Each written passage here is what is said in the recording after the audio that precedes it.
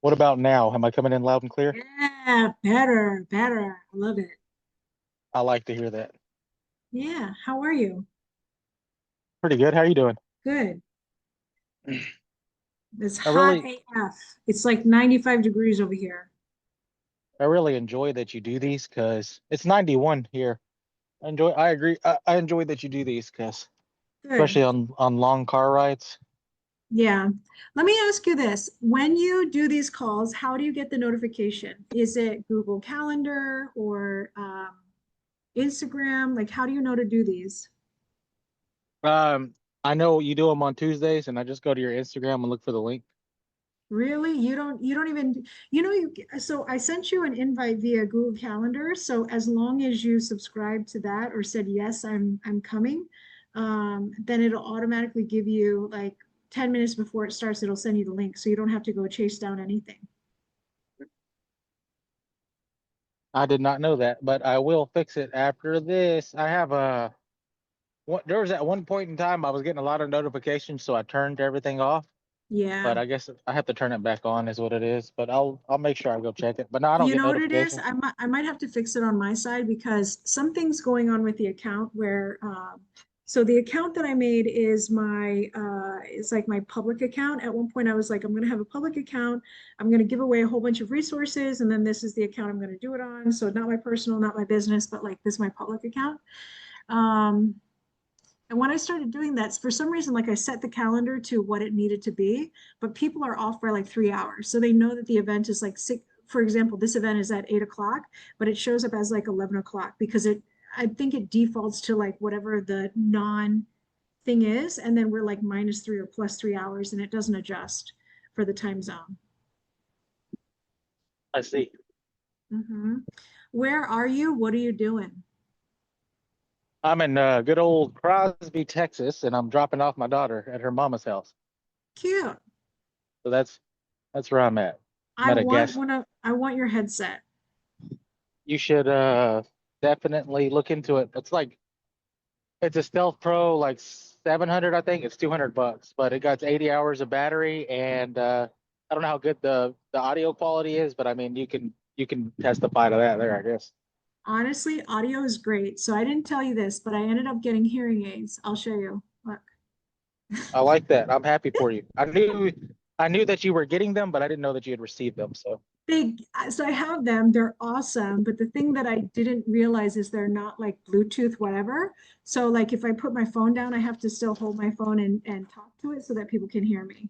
So that's why I was thinking like I like your setup because if I put that over my hearing aids, I should be able to hear like everything perfectly, not have like extra whatever, and then people can hear me because you have the microphone thing on. So you wear that like all the time, or what do you put it on your shoulders when you're not using it? I wear it whenever I'm no, I don't wear it all the time. I just take it off, and then if I'm making a phone call, then I put it on. Kinley is also right down the road from me, but one of our buddies from high school died and we went to his funeral. So Mm.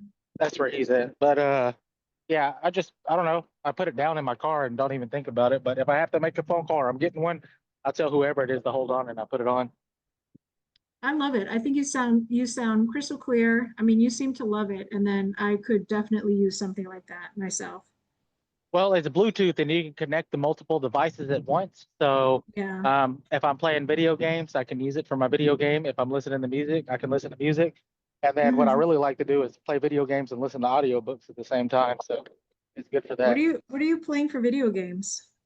I play a video game called Rust. I play a video game called Rocket League, and I play Crash Bandicoot a lot. I You like ever Crash play a Bandicoot. game called Plants vs. Zombies? I've never played that, but I've heard That's my about it. that's my favorite game. Yeah, I think my daughter plays it. Cadence, do you play Plants vs Zombies? Do you play Plants vs Zombies?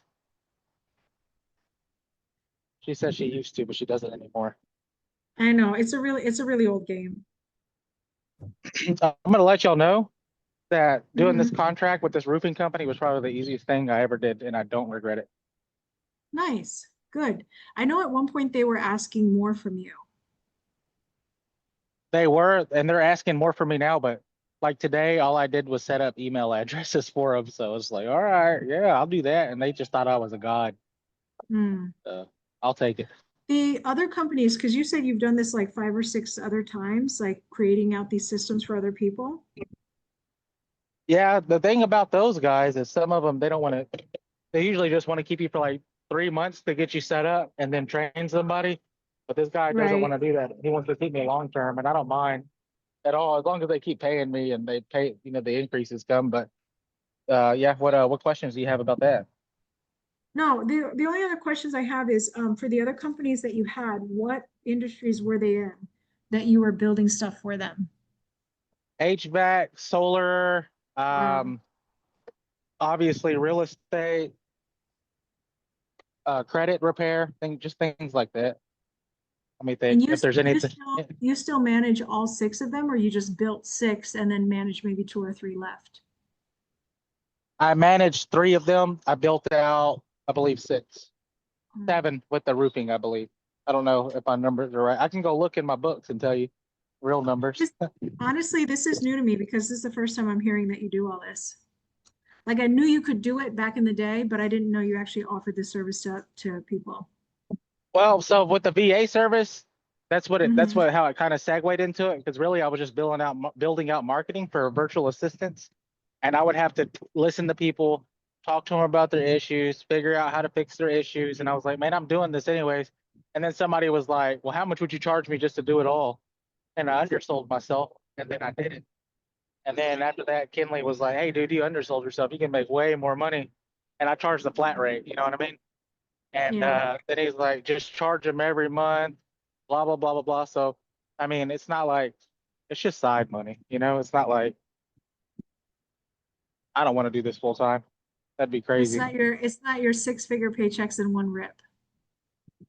Yeah, I don't want to deal with that. I'd rather just do a real estate deal here and there. Yeah, maybe it takes a month of busting my ass, but I mean, after that, I get a paycheck and I don't have to deal with it ever again. Yeah. By the way, hi Mark. Hey, Mark. What are you up to besides driving and trying to be as safe as possible? Uh, to go to Janine's house and pick up some stuff that she wanted me to bring to Stanford tomorrow. So yeah, doing that. Vacuum stuff? Yeah, like a rug cleaner, some like paint swatches or some shit, some shovels, whatever. I might have an extra shop vac for you to use if you want one. So when it comes, so I know you were just painting at that house. When it comes to painting, I use a filter or like a bag. So you buy them on Amazon, they're super cheap. They're like $2, $3 a piece. If you buy them at whatever else, you're paying like 5, 10. But they're really nice because they suck up all the dirt before you paint. And I know that that's a thing. Yeah, but I have, and usually my policy, and this is probably like the one non-earth thing that I do. I do many non-earth things, but this is the one that I will tell you about. I get almost a new vacuum per house that I do because I like good suction. And usually by the end of it, I Yeah. beat up the machine so much that I have to buy a new one. But you can get them if you get a good price on it. I don't know what it is, shop back. Like I'll get their stats for it on you, but they go on sale on Lowe's for like $40, and they're usually like 120 or whatever. And then I buy the bags from Amazon and I go to town. But they're awesome. I love them. That's my tool of choice.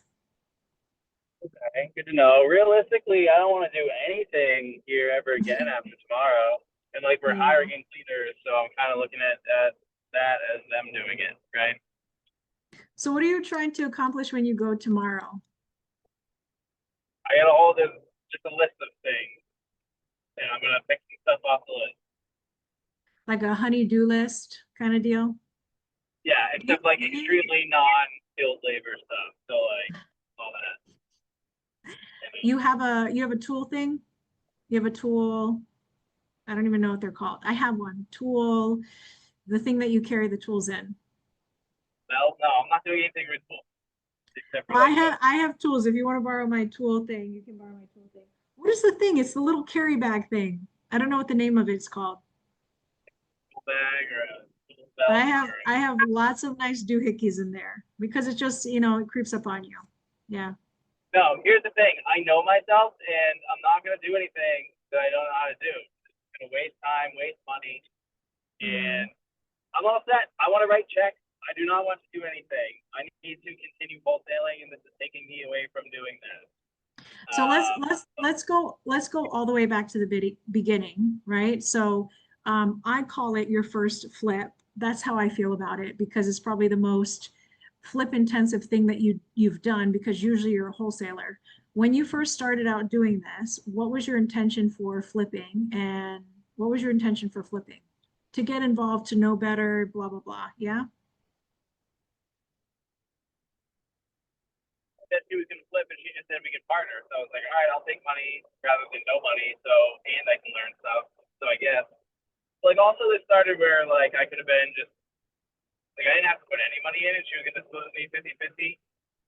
You know, I didn't have to do anything, whatever. Kind of the way that it sounded, which I was like, no, you know. And now here I am, like putting money in and doing some stuff, and I'm just kind of all set. I need to focus on my shit more.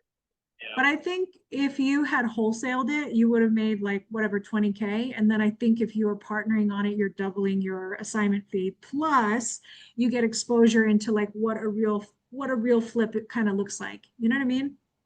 I still don't consider it a real flip. It's like, yeah, I don't. It is. It has the mechanics of a real flip, right? So you might not be doing like the heavy, deep, intensive stuff like HVAC and whatever else, but you're still hiring contractors, getting line items done, checking. Obviously, they're running bullshit on you, and then you got to go Yeah. back and fix it. But all the mechanics are there for you to be able to do a full-fledged flip when it comes to it. There's going to be zero transformation. In my head, the way that I'm looking at this is there is going to be no like, hey, look at my before and after. Like, are we going to take them? Sure. Is it going to be anything monumental where like, oh, I feel it was worth it? No. Like, I almost would have rather just wholesaled it and made 10 or 15,000 on my own instead of maybe the 20 to 30 I might make. You know. I think honestly, I think you're not at the finish line, right? So when you get to a finish line, then you can figure out was this worth it or not. But I can tell you just based on like what I know of you and how you grew up, you know, what is it? We were talking the other day about so we were doing the deal with Ryan, right? You wanted to do a deal with Ryan. It might not be the highest price, but because you want to build a relationship, you're going to do something with Ryan, right? And we had talked about leaving maybe like 20,000 on the table. I think if you were younger, Mark, or Mark outside of real estate, and Mark outside of real estate was like $20,000, I could be $20,000 richer. I think young Mark would have taken it. But now Mark on the other side, I hang on, disagree. let me finish my sentence. Mark on the other side, Mark, what do you call it? Local home offers Mark is willing to take a $20,000 loss at the closing table because he's building a relationship. And so No, to me, it's not about building a relationship. It's not. Ryan and I are tight. Like we're tight enough where if I give him a deal and it's good, there's like if he wasn't unsure about the septic and all this would be signed. I would not have to worry. He would not need to walk it. It would be done. I'm not taking a 20K hit so that I can make a relationship. I have enough of a relationship for that. I'm taking a 20K hit for certainty. So like, yeah, so it's a certainty for me. Like I know that he will get it done. And I was open with him. I told him where I had it signed at. I told him what I'm looking to get. I told him everything I knew about the property.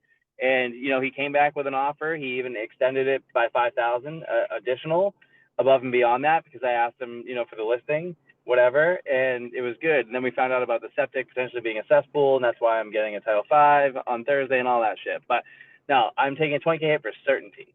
I wouldn't take a 20K hit unless it was certain. Just to build a relationship, no. what do you think it can do on the back end, that one?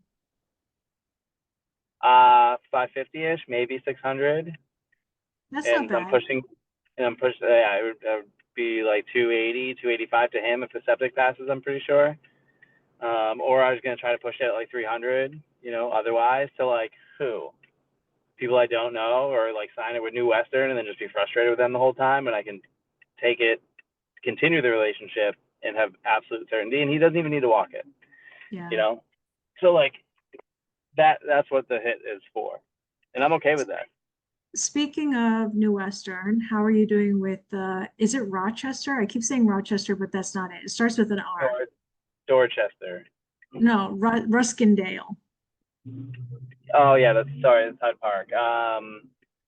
Yeah, I mean, they extended their buyers to the 29th of August, which we need because uh, when the seller financed it, it was basically the lot of land was cross collateralized with the loan for the house. So we Yeah, need to request a partial lien release right. from the lender, but the HUD standards are basically like they need 12 months since the loan was originated. The loan was originated in August of last year. So like, New Weston's attorney is working with the seller. He's drafting up any documents, the request for it. We're getting those documents in now to get the ball rolling and started. The attorney seems to think that we might not be able to close until end of August because it was whatever originated or whatever. So he said we might be lucky if we can do it in the beginning of August, but he's kind of looking towards the end. And Yeah. another thing that kind of pisses me off about New Western, they were on the email. It's their attorney that sent this, and this was before they got the extension signed. And then like they come back and they say we got them to agree to August 29th. It's like I feel like you didn't even try. I don't know. Who knows? I don't know what's going on in the background, but I know that they just tried to price decrease me. I'm pretty sure is my feeling on it. And I don't know. I don't love working with them, but they're a means to an end, and they're Yeah. city sometimes. Okay. For your other Massachusetts, or not Massachusetts, you have two new deals that I think you put under contract, not dairy. So the Westford one is the one that I'm trying Yeah. to work on with Ryan, and then the Keene, New Hampshire one. Yeah. I know I signed that high.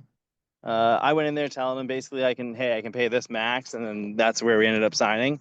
But I was like, this is like absolute max. I still needed confirmation, Yeah. from partners or whatever. So like, I've been kind of setting it up, for a price decrease. Today I went through and I found every LLC single family buyer in the past 24 months and skip traced them all and called them, left voicemails, seeing if they're interested in any more projects.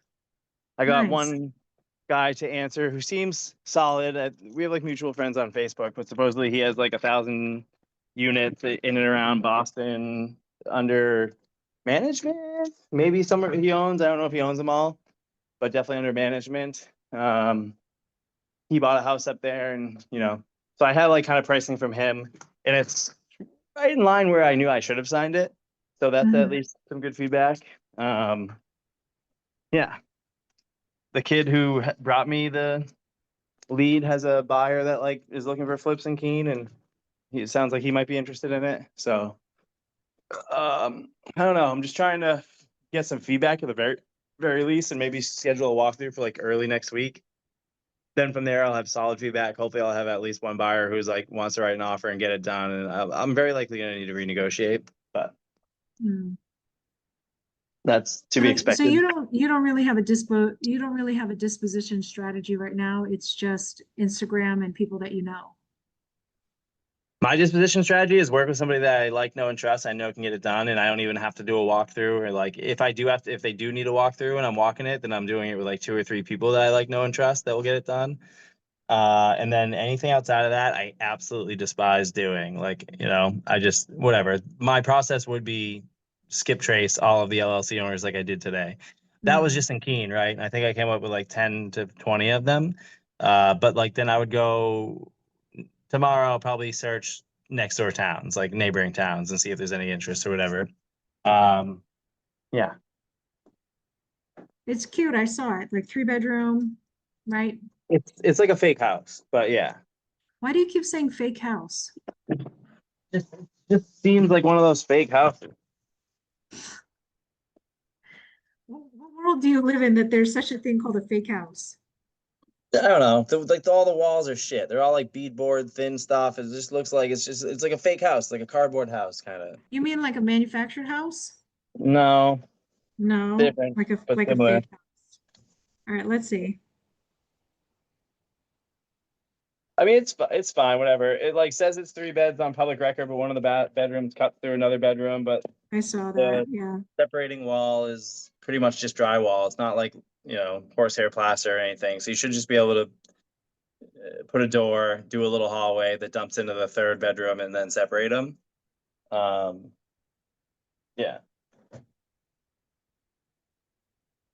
What do you think ARV is for something like this? I definitely overshot a little bit. I was thinking like 275 to 300. It's probably more like 250, maybe 275. But also like I think a person who's trying to buy and hold would pay more. Hmm. So Honestly, way better pricing than Massachusetts. I feel like any 3 bedroom in Massachusetts is instantly $500,000. And I think that price is insane. Because like shitty nowhere towns in Massachusetts command $500,000. And I say it not 500,000, but always $500,000 for people to understand how ridiculous we have gotten. That a starter home is $500,000. I don't even consider like a 2 bedroom home to be like a home. I don't even know what I consider that. A condo. It's a condo at that point. yeah, I mean, so this like doesn't have a foundation or a basement, right? It's just crawl space, which like that kind of adds to the whole fake home thing. Like, who does that around here anymore? You know? Well, it's New England. I don't know. The ground freezes. I don't know. Slab. I don't know. The way that the rainwater Don't comes through the even. ground and blah, blah, blah. I mean, I kind of would rather it be the way it is versus like slab. I think, in my opinion, but I don't know that much about all that. So what has your response been putting it on Instagram like this? So I think that's all you did. You just put it on Instagram? Put it on Instagram, put it on Facebook. I put it in all the like New Hampshire, New England like investing groups. Not too Yeah, many responses from those groups. Um, I got that one chick who I think has something to do with Discounted Home Solutions reach out to try to help yeah. dispo it. I got Jeremy from New Hampshire Home Buyers like responding saying he might be interested in it. He's ultimately not. Whatever. I mean, the numbers are probably too skinny. That or I mean, he was saying that he has too much going on. So like the why'd you message? But it's Hmm. probably just the numbers, is my guess. I wonder, well, I don't know. I wonder if somebody like Zach Beach would be interested in something like this. But I think his stuff is usually more creative. Like he has that whole triple payday thing, and so I think his strategy is to get, obviously it's discounted. So that's the one thing that I really love about your properties is I think you're very clear cut, straightforward, a little bit old school. Like your prices are good prices. Whereas I feel like I see other people's prices and they're junky bullshit where you're like, you're trying to get this done, but in nowhere in hell can you pull it off. So Yeah, I like your prices. my price on this might be that, though, to be honest. Like me, I knew this wasn't a good price signing it, but like in my head, this is the type of seller that I think like sign high, get a walkthrough, get some feedback, renegotiate. I Well, originally anchored what, him like, hey, yeah. I'm under 100, right? And Mm, then he was kind of like, I mean, we're not super, he's like, we're not unreasonable. Like we were kind of thinking 1 to 125. I was like, yeah, I mean, I might be able to do 100 max, but even still, like there's a lot of things that concern me, sloping floors, this and that. So I got to get them to check it out. And then I can give you like, if we move forward and I check it out, I need to give you like the thumbs up on the 100. yeah. So I knew I signed this high. I also knew I Okay. signed Westford high a little bit, but I still think there can be something to be done so long as Title 5 passes. But yeah. Who'd you end up getting? How'd you find your Title V guy or called girl? everybody called everybody around, got the list from the town, which actually the town didn't even have a list. They sent me to NewPick, NWIPCC or something, and then Hmm. that just had a list like sorted by towns. But like everybody Okay. that they listed as licensed on towns, they don't even do inspections anymore. They're just like, yeah, there's no fucking money in that, and everybody does it. We only want to do designs, not Mhm. inspections. Yeah. So then I called a civil company. That was their case, but they like, hey, I know a guy, and then I was like, cool, and then he called the guy for me. He was like, yeah, they have availability this week. That Mm. was nice. Good. Yeah. That's pretty good. I mean, I don't know what it was, but when I did Millstone, Millstone was in January, and I guess nobody wanted to come out during the winter time. So the fact that you got somebody fast enough to come out is nice. I mean, at the end of the day, it's $1,000 call. I think that's good money. $1,000 for like 1 hour's worth of work. There's a piece of paper that they have to produce, like 5 pages, but it's check mark of like 1,000 gallons. And we looked at this and we looked at that, and here's the address. That's it. I think I sent you a copy of those. I'm hoping it's not a freaking cesspool. Um, yeah, because the town only had, I feel like it's going to be. The town only had one document on file, and it was mentioning a 500-gallon pump of a cesspool. Mhm. And then I called so the seller gave me the company that most recently pumped it. And I called them. I was like, hey, do you have any information like on this system? And they said, the only thing I see here is like a 750-gallon pump, septic system or whatever. And I was like, okay. So like the town only had one page referencing a cesspool. And they go, well, I mean, I can't like count on these notes being 100% accurate, right? Like, who knows? The guys write whatever they write. But 500 gallons on the cesspool, 750 on the septic, those don't add up, right? Mm. Maybe they only pumped 500 because that's all it had back in the day. I don't know, but I'm hoping it's a freaking septic. This is 3-bedroom, right? Yes. 3-bedroom in Massachusetts is usually 1,500 for a septic. It's low size no matter what. So either way, like even if it is Title V and it's only 750, like we're still fucked. Mm. Yeah. So like I just need to bank on it having a septic, and if I can get renegotiated price from buyer, then I'll just go to the seller, and then I'll just continue on.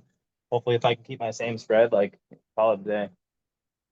I don't think Ryan's going to bat an eye when it comes to anything septic at that point. And I know you and I had talked about that some towns, they're trying to be a little bit sexier. If Westford is a good town, then they'll probably put sewer at the street or gas at the street. So, Nowhere in town has sewer. They're all on septic completely, why does which he is weird like because this town then? the How seller was can this telling town me have, that they, huh? I don't understand how this town can have like good, what is it, like good selling, you know what I mean? Like when the towns have good value, they usually have good value because like the town is actively working towards better infrastructure. But if the infrastructure is shit, then like how does a property hold value in a town that's not doing shit for them? You know what I mean? Yeah, couldn't tell you. Yeah. I've been finding lots of other expensive ass towns like Lincoln, Massachusetts. Hmm. I didn't even know that was a thing. Oh Crazy yeah, expensive. $1 million properties. Yeah, I thought like I knew like I call it Well Leslie, right? And then there's another W1 like Waterford, Westford, Winchester, Winchester, that one. Yes, yes, that one. Yeah, those Winthrop is nice too. okay. Yeah, I don't know. I don't know where people get this money from, and technically it's none of my business. I mean, at the end of the day, if the numbers pencil out, then they pencil out. I usually pay attention to like lenders. So I've been talking to a lot of lenders because of the next project that I have. I want to get a term sheet on it so that I don't have to pay cash for everything because there was a property you brought me, the Haverhill property, the one on the house that I couldn't move forward on because I had earmarked the money that I have for the next project that I have. But then that shit didn't pop because it's probate. So I've been putting together a lot of lenders. I've been talking to like Renovo I talked to today. And then I pay attention to like their Instagram because I want to see, when they are lending money, what are they lending money for? And so they do a good job of like being like, oh, we're lending single family residence and here's what it looks like. And it was this much money. But it's a lot of fucking money, like 350 is the price for a fixer upper 3-bedroom in Massachusetts. And to me, that's kind of like, that's crazy money.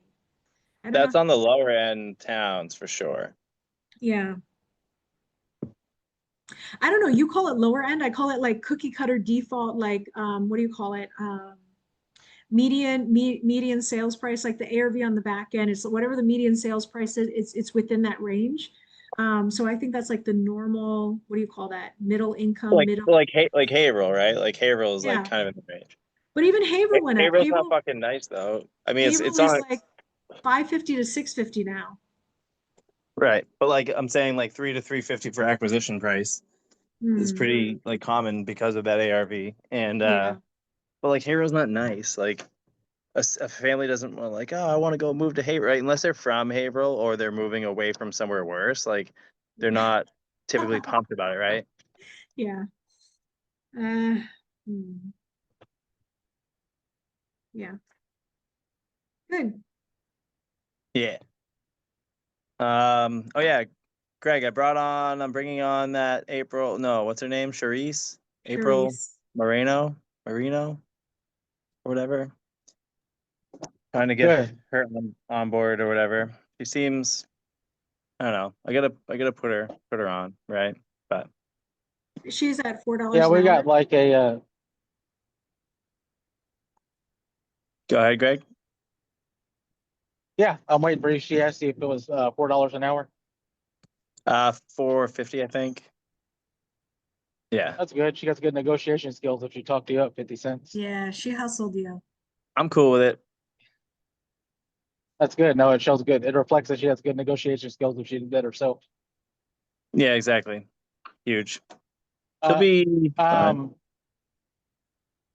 I got another, well, this guy that I'm working for, he hired another company to handle his virtual assistants, and I am not having fun with it. I think since we started, we've had 20 virtual assistants, and I think we only have like 3 of them from the 20 that he's hired so far, and it's just like Oh it's wow. making me, yeah. And I've had a successful VA company, and it's just like, man, I don't know what this. He's not doing it the way I would like him to do it, so I guess maybe that's why it's bothering me. But training the same people over and over on the same shit is mind numbing. So I just hope he can get it figured out soon. But I'm glad you got one. I hope she sticks with you for a long time and you'll make a lot of money together. Yeah. Yeah. Yeah, hopefully we'll see. And it's like, I don't know. I've hired like 2 others before. They didn't really work out, so hopefully third time's a charm. Really, How it did takes a lot of training. Shit ton. Yeah. Go ahead. Go Yeah, and ahead, it's Susan. No, I was Sorry. gonna ask the two other ones that you got, Mark, where'd you get them from? Upwork. Hmm. Yeah. It's yeah, it's funny. I was saying the other day, right? It's funny how you're like, oh, I need to bring someone on, right? So that was me. I need to bring someone on. And then you're like, fuck, I need to actually put them in the seat and have them be successful, which means I need to have all of the tools ready for them. I need to have all the documentation, the SOPs, like the workflow. And then I'm like looking at all my systems and stuff, and I'm like, I am a mess, right? But it's like, yeah, I think I have too much. I think I need to take away some stuff.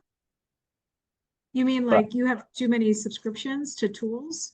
no, I like my tools, not gonna lie. I do like them. Yeah. They're helpful. Like it helped me get, all my tool. I literally used all my tools today to get phone numbers for these LLCs to like skip trace them, right? So I see value in that. But more so like I have a bunch of different stages for like lead stages because I'm doing different things, right? And I think I need to take some away just to kind of boil them down. But That's what yeah. we try to do is keep it as simple as possible. Because we tried to like, I don't know, whenever you first get in the seat, you try to make it like, oh, I need to build everything out. And to me, that's not what it's all about. It's like what works, and keeping it simple works because all your information's right there. It's congruent, easily accessible. And then whenever you just start spreading stuff out, you tend to forget things. And that's why I like REI Sift because you can make it super simple, and super simple for me works, It could be different for somebody else, but I don't have fucking Walmart or, or fucking Sam's Club. I got like a simple company, with not a lot of employees. So I don't feel like I need all that Yeah. shit. I feel like I feel like a middle of the road is kind of perfect for me. Not, people literally have their CRMs and their stages be like cold, warm, hot, right? Like, and that's it. I can't do that. But I'm on the other side of the spectrum where it's I have too many, way too many. But Do you have a like spreadsheet to help you organize and see like what you get out of each one? what I get out of each stage. Yeah, like if you so holistically, if you looked at everything from above, I mean, technically you're gonna force yourself to do it now that you have your new Mhm. cold caller, because you got to teach them all this shit, and so then you got to listen to yourself explain all the things that you do have. But like, don't you have usually people like, I think I might even have a list of like all the different things that you can subscribe to, and then what you're paying on a monthly basis to do all the things, because you'll find the overlap in that. Like Greg, I know at one point, they do that, especially with REI Sift, where they're like, you get this, that, and the other all in one. So then it helps you eliminate some things. You might just be what is it, creature of comfort. You like what you like and you don't want to let go because you like the user face sort of deal. Something to consider. Yeah, I mean, I have a little bit too much, but everyone does serve a purpose. But also, it's like because here's what I think. I could some of the needs overlap across Mhm. a few of the tools, but for me to get rid of the tool that I like doing it that way, to use the tool that I don't, is going to be me relearning it and then costing me time in the long run. So it's like, you know, I don't feel it's worth it to like shift. And I also am a creature of comfort with it. Yeah. Something to keep in mind is whenever you start something new, you're always going to suck.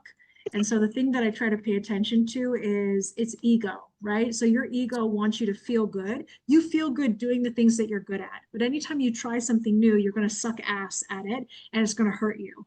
And so if your ego is like running out of check, then very quickly you're going to go back to the things that you feel comfortable with.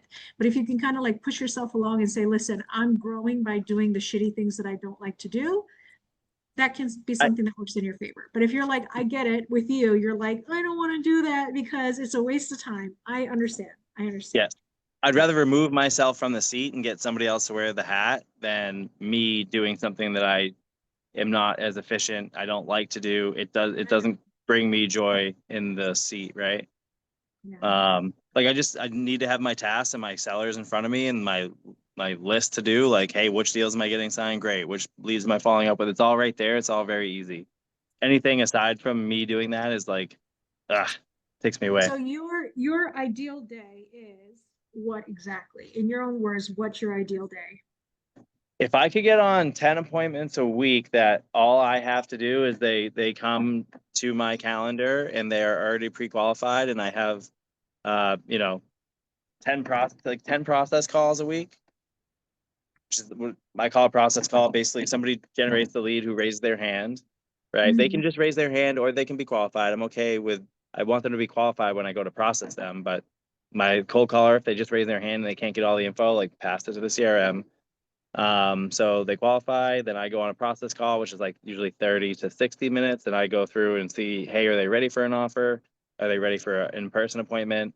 And then I will go in person if they are, and then try to get it locked up on the appointment, or sometimes it's follow-up, whatever. But if I could go on 10 in-persons and have 10 process, realistically, I probably need more than 10 process calls a week to get me to actually 10 appointments. So honestly, it seems as if you're trying to recreate the last job that you had. well, it's what I know.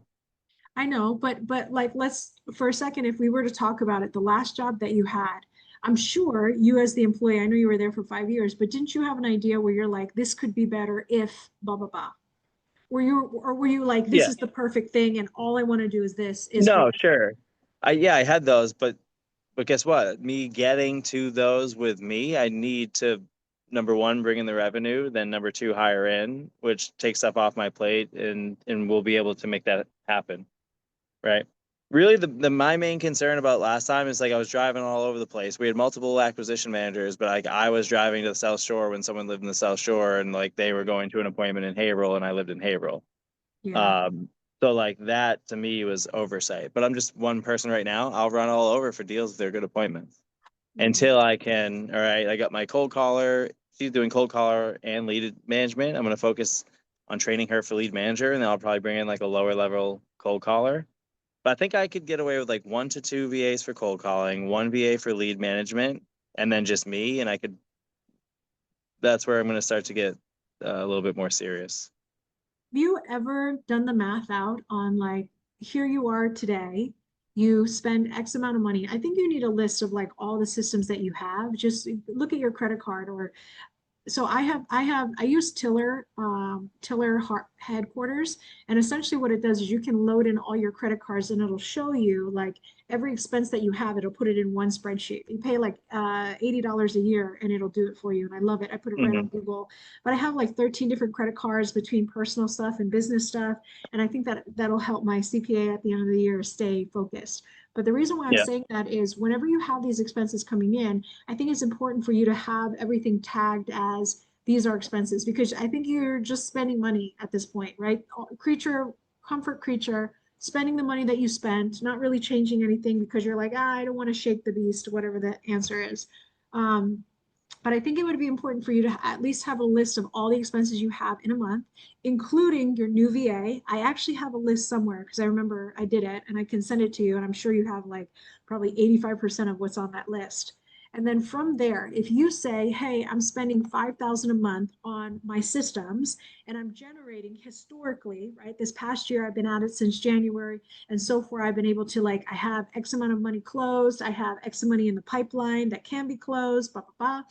I think it'll help you determine you can spend more money. You can spend more money having another VA, another cold caller, another lead manager, blah, blah, blah. But how much more money are you going to be able to make with these guys versus keeping something lean? I'm not saying don't go big. I'm just simply saying if you do start taking on more, what's the return on investment for you?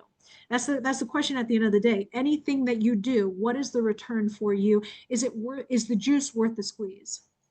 Yeah. Yeah, I definitely need to dig into that more. But also the thing that I ran into is like I closed a couple deals and I was throwing money at PPL, which is like Yeah. fine. But like, do I want my one and only main source PPL? Because I spent like $3,000 in 10 days, the first 10 days of this, and they're like, I got maybe 10 leads, maybe, so I'm spending like $300-400 a lead for them to mostly be junk. I have some good ones and they'll pay it off, and that's just how lead generation goes. But like, instead of spending 3,000 to 5,000, like I was spending $5,000, and then I was like, all right, drop that down to 3. And then my offset for dropping down to 3,000 a month and then bringing on the VA was, if I ever call in probate, she'll generate one lead every, 100-ish calls, every 200 for her, let's call it. And so that will pay off. Like what I'm paying her, that's going to generate more leads because I'm not making the calls, right? So it's either open up the wallet and spend more on PPL for, it's just a hard hit like every time, like, especially if you're not on top of it. Like with every PPL lead you need to get, like, are you checking off the boxes for a refund? Then you need to remember to do the refund. And then if you don't, you're like, I just wasted $600 on garbage, right? So yeah, so I decreased to 3,000, and then the other 2,000 I'm going to put into VA. So that's this one first for lead management and cold calling. I want to get her set up and like her rocking and rolling, so I don't have to train nearly as much. And then once she's set up, I'm going to see, is that bringing me more leads? Am I going on more appointments? Okay, if so, then I can bring another one in. But I need to absolutely run all of that based on like where I'm at today and what I've done, for sure. If you do have a spreadsheet, feel free to send it over.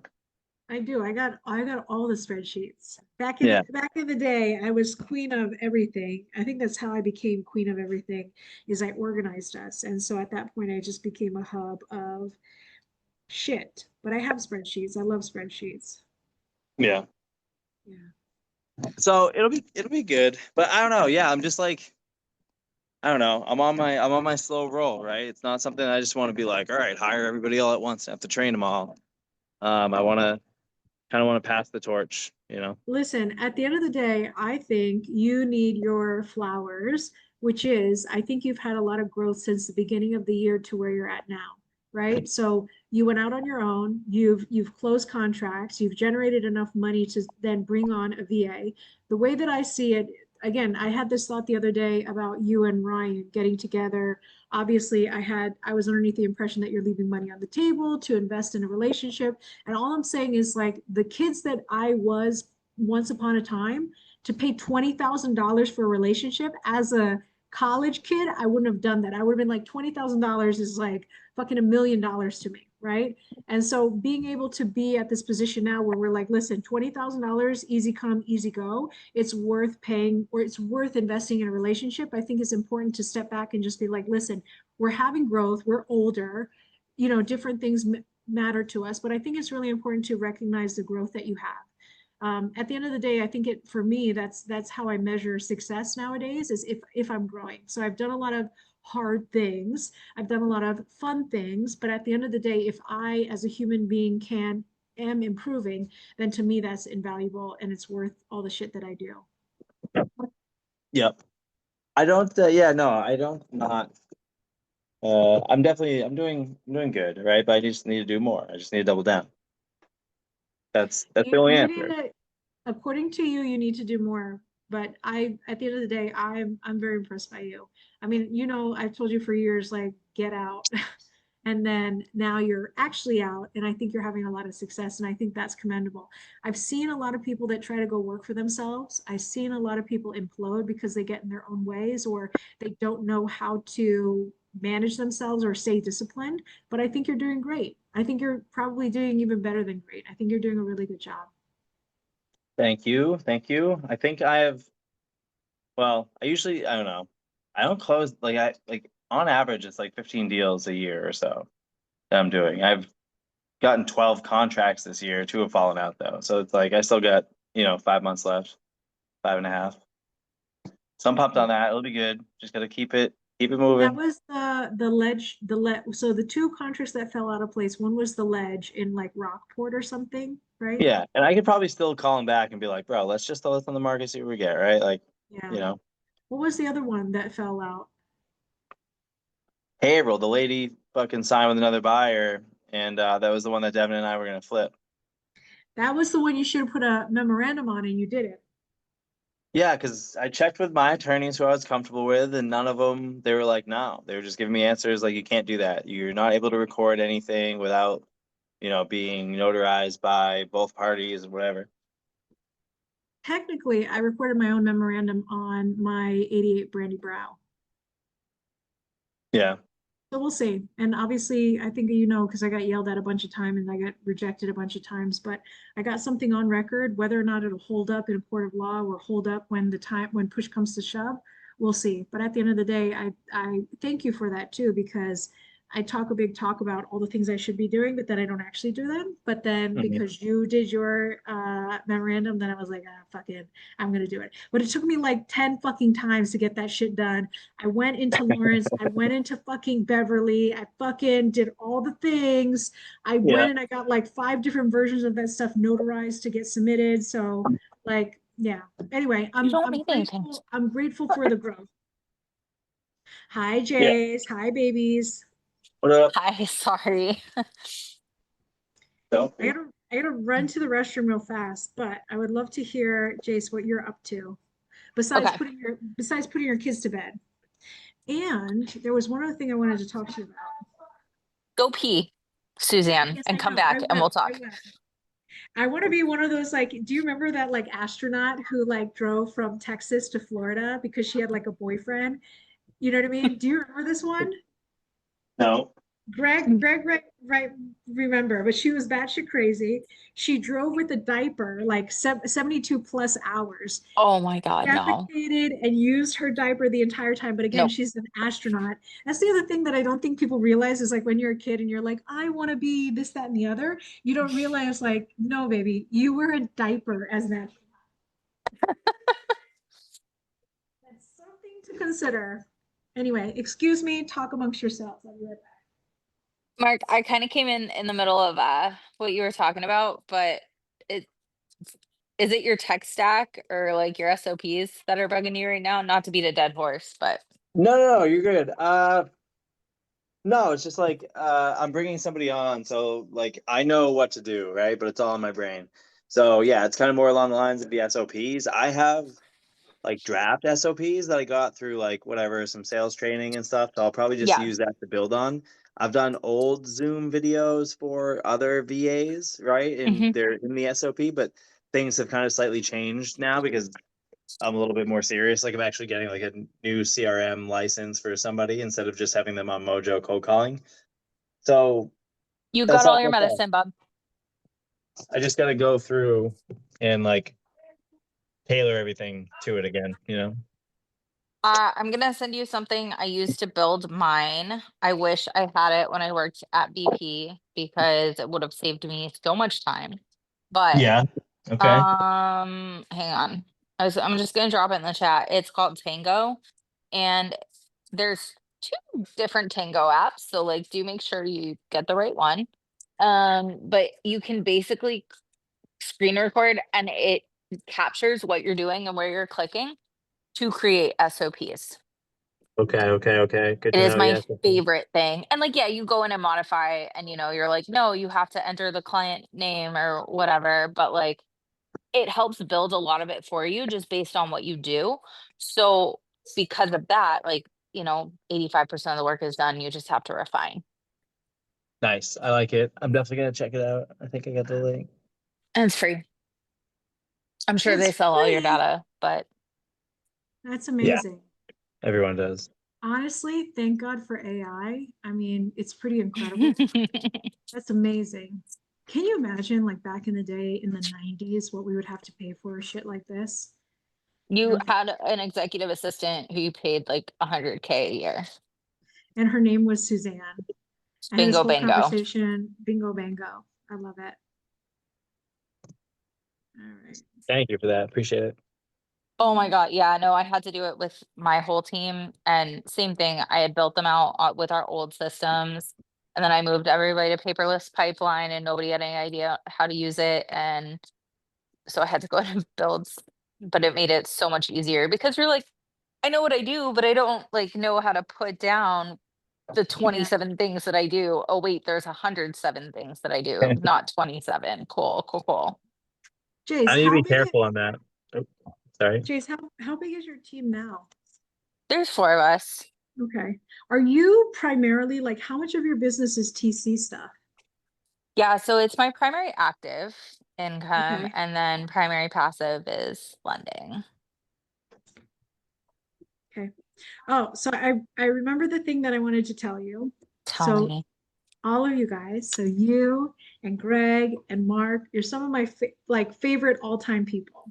Favorite all-time people because not only do I think you all have high ethics, the thing that I think makes you different from other people is like you work on becoming better people yourselves. Like there, I don't know what to call it, but it's the thing that says that you get up in the morning and this is not good enough. You always want to try for more. And I love that.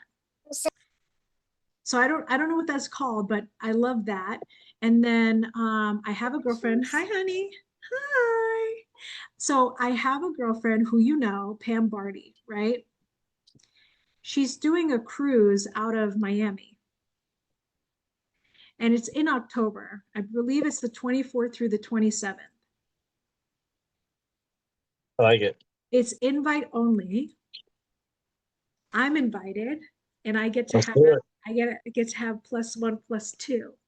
And so the whole thing is, so let me give you some more background. I consider myself cruise activities director, Suzanne. There's something about me, and I don't know what's wrong with me, that when I get together, I just want to party.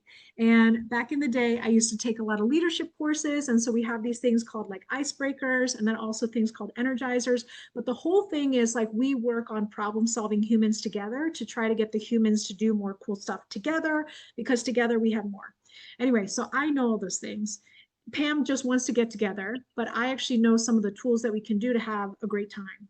So anyway, we're all going to be on a ship, which I love this idea because one event that I had planned in my head, I was going to force all my friends to do this thing that they're probably not going to want to do. And then I was like, well, how do I get them to actually do it? And I was like, if I get them on a boat, everybody is trapped on a boat, right? And that's the perfect time to force them because nobody can run away. Right. So that's my genius idea. It's either on a boat or on an island. Or at one point in time, a bunch of people were like, Suzanne, we should do a boat thing. And I was like, that's never going to fucking fly. Nobody, sorry, that's never going to fly. I'm sorry. I have a potty mouth. No, I'm an F-bomb mom. You're good. You good. I have a potty mouth. Don't say that word. I said that word. I'm going to get in trouble tonight. I'm time out tonight. Sorry. Don't do that. Uh, cry internally. Ah. You're Oh, good, Suzanne. It's nothing she hasn't heard before in the last 25 I minutes. know, but like as a baby, how old are you? You're like 5, 6? 5? Are you in kindergarten or are you in first grade? You go to kindergarten this year, right? Are you excited to go to kindergarten? You want to show Miss Suzanne your Nantucket pajamas? Stop it. Let me see. Make it closer. Can you make it closer so I can see? What are those? Are those feathers? What is They're that? Nantucket. What is Nantucket? Is that a boat? Nantucket Island. Yeah, I don't even, what's the symbol? Like, is it a boat or is it like, No, it's the actual shape of the island. Like Cape Cod's the oh, my Nantucket's geography the is terrible. moccasin. Honey, what's your name? What'd she say? Caroline. Caroline. Hi, Caroline. So, Caroline, this is what I want to do. So, your mom and I, we work together and we do this thing called real estate, and we really, really like it. And your mom is really good at it. And then, but the problem is, your mom is over in Texas, and I'm like a bajillion hours away. not a bajillion, like 20 hours away, somewhere far away. Anyway, so what I want to do is we have a friend in October, so around Halloween time, she wants to do a cruise and we're all going to go. It's a weekend thing. So it's like the 24th through the 27th. We're going to go to the Bahamas and we're going to come back, but we're all going to be trapped on a boat. And all the people that are coming are kind of like hand selected, self-invite or hand selected, creme de la creme, kind of like the people, like the caliber of people. You're one of the first people I also thought of. So like when she asked me to come, I was like, bet I'm in to begin with. And then when I'm thinking about, she says, you got a +1, +2, I can invite a couple of people, but they have to meet this caliber of the kind of person that she is, that, you know, people that resonate with her. You're one of the people that I thought of. But then I was like, oh, I don't know if I want to do that. I know you're in Texas. I know it's hard as a mom to be able to make your way over to. Anyway, so I'm not going to decide for you. I'm going to put the decision on you. Whatever you decide is going to be the right thing. But it would be a lot of fun. It's a weekend sort of deal, trapped on a boat 24/7. I don't even remember the cruise line, but the type of people that are going to be in that room, that's kind of like my favorite thing. Yeah. I like intensive moments with people. That sounds probably stressful, but like I used to think, I guess it would be a fantasy of mine getting locked in an elevator with people because I just think that the bonding Oh. that you do in the elevator when you get Terrible. out, you're like friends for life. So that I've always thought like that would be a good time. And then I also thought if I ever got into a car accident with a person that were like forced to talk to each other about things and were forced to problem solve, and that would also be a very long relationship. So, you know, crash with the good people that are at your caliber. I don't know. This one is interesting because we're going to be on a boat, hopefully. So- We're Go gonna go with stuck in an elevator, not in a car crash. Okay. I have been stuck in like a man basket that you lift from one platform to another because the crane Oh, broke no. down with my boss and his boss. And I'm a giggler when I'm nervous, and it was the most stressful. I'm just over there just giggling, right? And they're like, Yeah. "Oh, yeah." So it's stressful, but there's some good bonding. There is. You learn a lot about people. And I think like even nowadays we talk with like partnerships and even that stuff I don't really know about. I don't know that I've had successful partnerships with people. Like I like people. I think people also evolve and change and they rotate out of your life. I find it very hard because I don't like letting go of people. But I do think it's important that when you see somebody underneath stress, I think that speaks volumes as to the type of person that they are, what they're willing to do. We talk about, at least I talk about integrity, and I think integrity is shown in moments of stress. So that's why I say locked in an elevator / car accident. The car accident thing, that was more of like a dating show that I had in my mind because I was like, how do I find people to date? And then I was like, oh, you drive by a nice car and then you see the person on the inside and you're like, I want time with that person. So then you crash into them. Just Have an you idea. seen the reels, Suzanne, that are like about to rear? It's like realtors, and it's like about to rear end the guy in a G-Wagon, so he legally has to give me his number.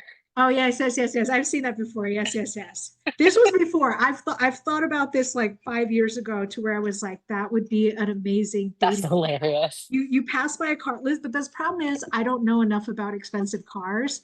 You know what I mean? Like, so then I'm like, well, what am I picking here? Oh Like, my God. what does a Jeep say about somebody? What does a pickup truck say about somebody? What does a sedan say? Yeah. If it was me with my luck, I would have crashed into a bunch of Subarus and then made like eternal women friends and then never, I'd just be a cat lady. But anyway, They can get you places when it's snowing, dude. this is true. You don't have to, do you have to deal with snow over in Texas or no? You do? Yeah, like I literally moved here because it didn't snow, and then the last since 2021 snowed twice. I took them tubing Wow. this Wow. Really? winter. Yeah, yeah. It was bananas. Hmm. And you guys are gonna laugh, but my husband has a Subaru Outback, Uh-huh. and I definitely sent him a reel that was like, everybody shits on my Subaru Outback till it's time to take you somewhere in the snow, then me and a fleet of lesbians are your only hope. No. Listen. I love lesbians myself. I pray to God to make me a lesbian at times because I think they're very practical. They make a lot of sense, and like I can party with them. So Yep. I think it's a very smart car, and so kudos for all of that. Let me ask you this though. So last call that we had, you were purchasing a property over in Attleboro. How is that going?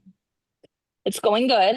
Okay. They're supposed to be done with all the work this week. I am getting a little bit nervous because I'm getting insurance quotes, and so Nick's shopping it right now for me. The Okay. agent who I've used before could only get me a mass fair plan quote. She's like, everybody is refusing to quote it. That being said, she also had it, like I told her it was an investment at least 2 or 3 times, and she Yeah. definitely put it as owner rock.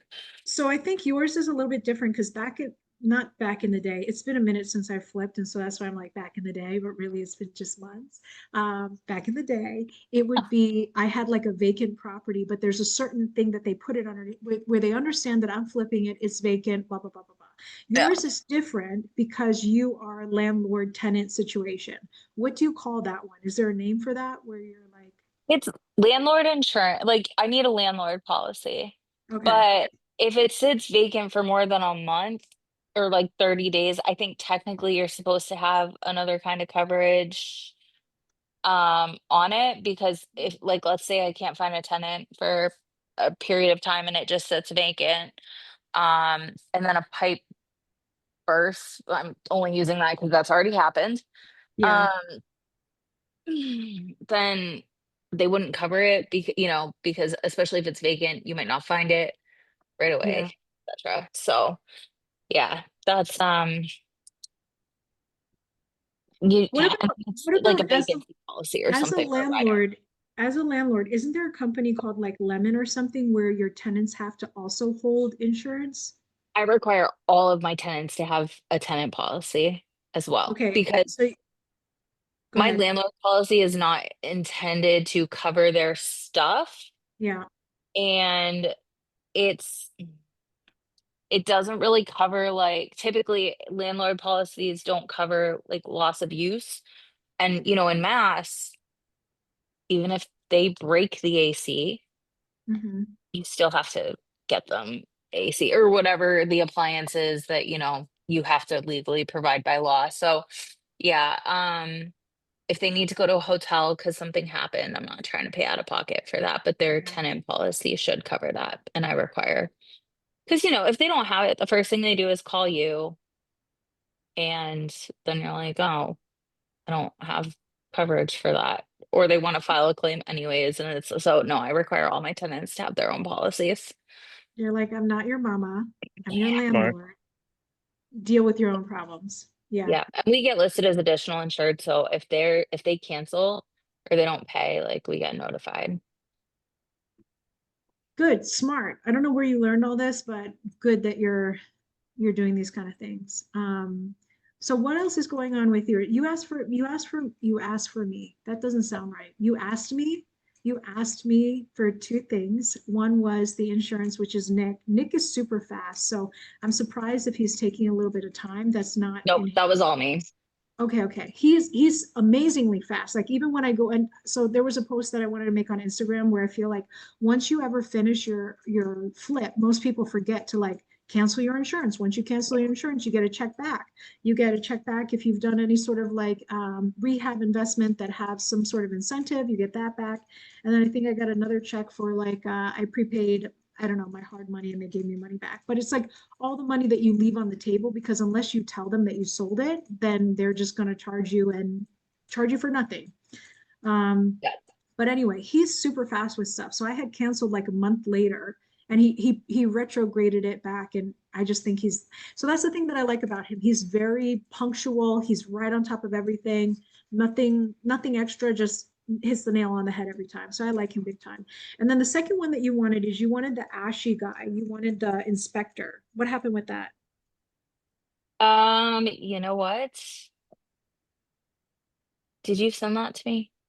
I don't remember his name. Give me a second. I don't necessarily want to ask in the group because I know Bill's in there, so I'm not trying to be like Who's Bill? the wholesaler who I picked this up from. I think he's in there. Is he not? I don't know. Bill who? I don't think Dubois? so. No, he's not in there. In this group, no. Oh, okay. But there was a guy that so why do you not want him to know? I like I like to keep things a little bit in pocket sometimes. Hmm, I don't blame. Yeah, that's good. Yeah. Smart. And like I never want to go in and, you know, like I don't try to go in. Emily talked about this kind of last week. Like I don't ever go in with the intention of beating anybody down on price as a result of inspection. Sometimes shit happens, but also I don't want him to. You went to the nature center while I was gone.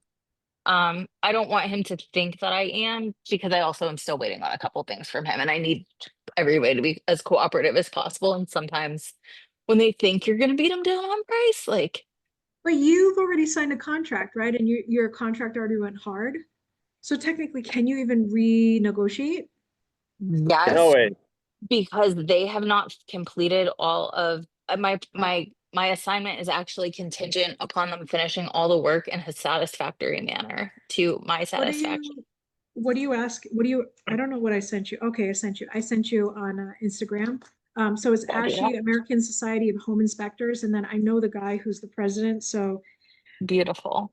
yeah, but I'm sure even if I knew that guy, he's down, not he's not local to Attleboro, so it would probably be something else. But he has like I think you just submit where you're looking for, and then immediately, I guess it goes out to their entire listserv, and then people should be connecting with you Yeah. to service you. Okay. Yeah. Yeah. Yeah, especially with it being such a big insurance claim. What do you mean? What are you talking about insurance claim for? Oh, you don't know this? No, baby, I don't know. What are you Oh, talking about? okay. Did you What? hear? She's like, "Oh boy." Um, this is my little like real estate diva. I'll tell y'all in a few minutes, but so uh they were under contract on this last year and oh my God, what happened? The wholesaler walked it like the night before close or the day before close. Everything was fine. The buyer walked it the morning of close and was like, "We can't close on this." Mhm. And everyone was like, "What are you talking about? Like, what's going on?" And a pipe had burst upstairs and caused something to the tune of $200,000 worth of damage.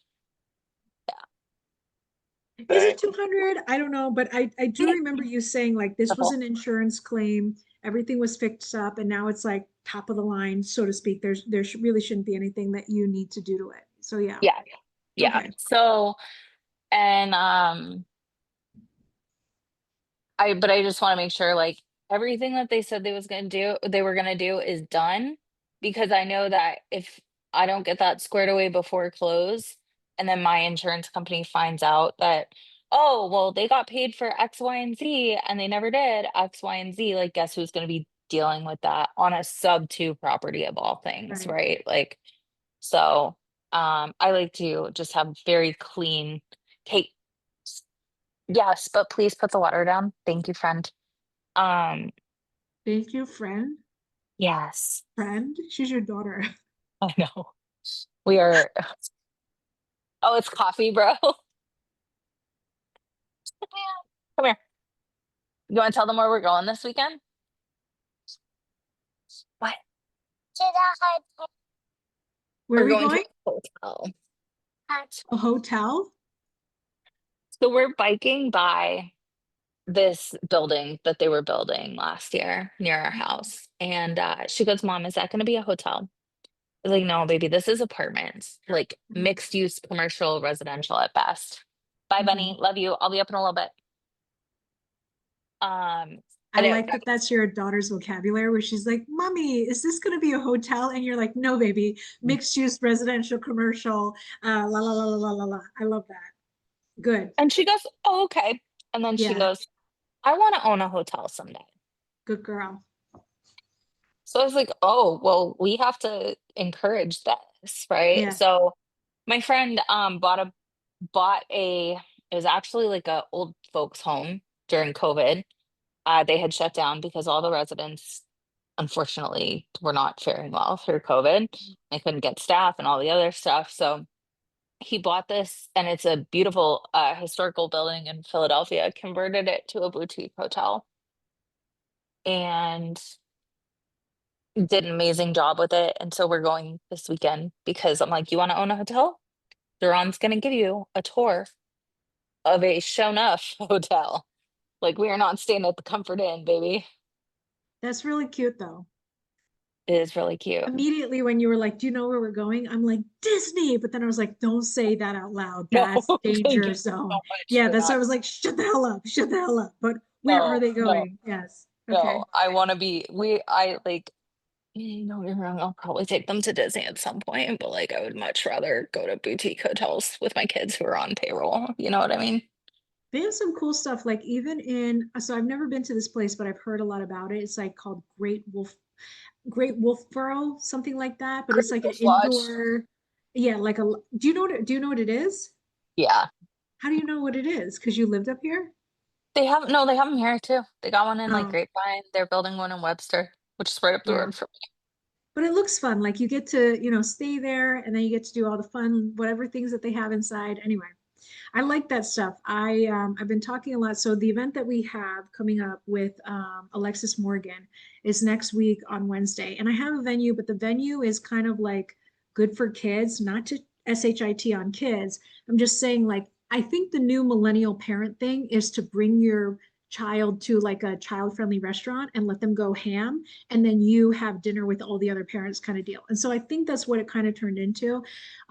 We went like a year ago and it's good, it's fine, but it's not classy. And I'm looking for a little bit classy. I think when it becomes money, I think that's what they're, I think money people are looking for class. Like you can't feed them fried chicken and call it a day. Like you gotta something better than that. So anyway, I'm looking for something classy. I don't mind spending money on it. And why am I saying this? Oh, because I've been talking to this lady about venues. And so I have a long list of really cool stuff. I know somebody who works at like TD. I'm not into sports, but the TD place, Yep. Bruins and Celtics, whatever. Okay. Anyway, that I think there's a room that comes down from the top of it. I don't know how to explain this, but there's like a suite in top on top. You can only have 100 people in there. So I told Pam today, I was like, I don't know what meetup I would ever have, but that sounds like the jam. So that's one. Oh I yeah. have somebody talking at Harvard. I have some people talking at museums, but I'm kind of looking for something a little bit classy. I have hearing problems, and so I want to be able to. The other problem is like anytime that us sub two people got together, we like never got together, and then it's been a minute since we got together, and I know we can be really chatty. So I want to set the standard, number one, that like whatever we're doing is respectable. I had somebody call me a scam artist one time and I hated it. So that's why I like Ew. university setting, or something a little bit more commendable. And then Yeah. obviously something that like the acoustics are a lot better at. Just because Especially with that many people that you're expecting. Yeah. The yeah, acoustics are gonna be. they don't listen all the time. And then I would just be like this angry Asian Karen in the corner being like, shut the fuck up, you shut the fuck up when we have guests, you know what I mean? It's Just because all our report cards said we talk too much, Suzanne. That's why we're in real estate. listen, I'm happy that we talk, but there is a time and a place. And when we have a guest who is guest speaking, you shut the fuck up. You shut the fuck up and you let them do their thing. And that's respectful. You know what I mean? Like that's so rude. I love and adore her. She's coming from Atlanta. She's very well networked. And like, I'm very proud of her. She's one of the first people, like, I don't travel across state lines to like support other people or whatever. She was the first person that I did that for because she got me money when I was going through the whole Z thing. And honestly, nobody, even local people weren't really giving me money. I think my best hard money lender was like 4 points and 14%. And that was Sean Marchand that I have a relationship with. And I was like, what are you talking about? And I was like, there's cheaper and I know it. How do I get better? And I have a little bit of the experience and repertoire to command a better rate, but they weren't giving it to me. So I messaged her on like a whim. I think she posted something on Instagram and I was like, you're a girl, I'm a girl, high five girly things. Do you have somebody for me? And she did. She had Julian Reisgov. So that's why I sweat his nuts because I didn't have to negotiate anything. He gave me like the best of the best. I think it was like 1.75 and like 10.9%, but that's what he gave me. And it was great. I mean, I didn't have to go back, negotiate, advocate for myself. He just looked at me on paper. And then the other thing that I loved about him is most people, I think on paper, like I filled out the paperwork wrong. Sometimes that happens. I was looking for $650,000 and he thought my credit score was 650, which it's not. And he's like, somehow he knew, he's like, I'm looking at your application. There's one thing that looks wonky. What is it? What's your credit score? Like, what is it actually? Because I have this number and I don't think it's this. I don't know how he figured that out or how he knew, but the fact that he called me to clarify, which then put me in a good borrowing position, I think what for me was really important. So I love him. Why am I telling you all That's that? so awesome. I know. And it's crazy because I was calling every local lender out here being like, please give me money. The property is right here. You know, Massachusetts, you know, the value of the property. Like it's fucking, look at it. It's right there. And he's from Atlanta. I don't know how much he knows this market, but he did whatever he needed to do to qualify me for money and then was able to pull it off. Everybody else didn't want to talk to me. And they were like, this is not how we do it. And I'm like, bitch, how the fuck do you do it? Because this is how I think it does it. You know, I say, hey, give me money. And then you tell me what hoops to jump through. And then I jump through them. So like, what are we doing here? But yeah. So anyway, I love her big time. And it's really nice having like somebody who's well connected, well networked, whenever you need something to have a hand introduction, because that's when you get people actually respond to you. That's the problem I'm running into now, like with any of these event holders, like I can call whatever, but if I don't have a person to introduce me, it's different. Yeah. Yep. Um, I am not at all helpful in that regard with universities, but if your Harvard plugs don't work out, I can probably tap my sister. What's your sister do? She's the one. Okay, good. I love it. Listen, that's what I was thinking. Like, if I was in Rhode Island, bitch, I'm done. It's taken Yeah. care of. I got it in spades. Except, who the hell wants to come to Rhode Island? Nobody wants to come to Rhode Island. So, how am I supposed to get people? Kindly I no don't know. one. But Yeah. we have amazing venues. So I don't know. I feel bad. Rhode Island does a whole bunch of nothing right now. But at some point, if you ever wanted to do anything in Rhode Island, I got it locked down. But yeah, so your sister went to Harvard. That's awesome. What'd she study? Social Uh-oh. studies, maybe? I'm I do not this. that kind of sister. I Like, do this. No, no, no. I think all family is like this because everybody be like, "What does your sister do?" And I'm like, trees. I don't know. Like, I think she works with computers. It might be a startup. Yeah, it's a family thing. Don't worry about it. That's impressive yeah. though. If you could send her a message for me anyway, Yeah. ideally, I've had this like fever dream of being at a university level, which is crazy to me because I've been back in college. That was the last place I wanted to be, and now that I'm older and I can choose, that's the first place that I want to be for something like this. But I think it sets the precedence. I think there's a vibe that's like, pay attention, listen, this stuff is real. And then the other thing that's pretty cool is they teach real estate in school now.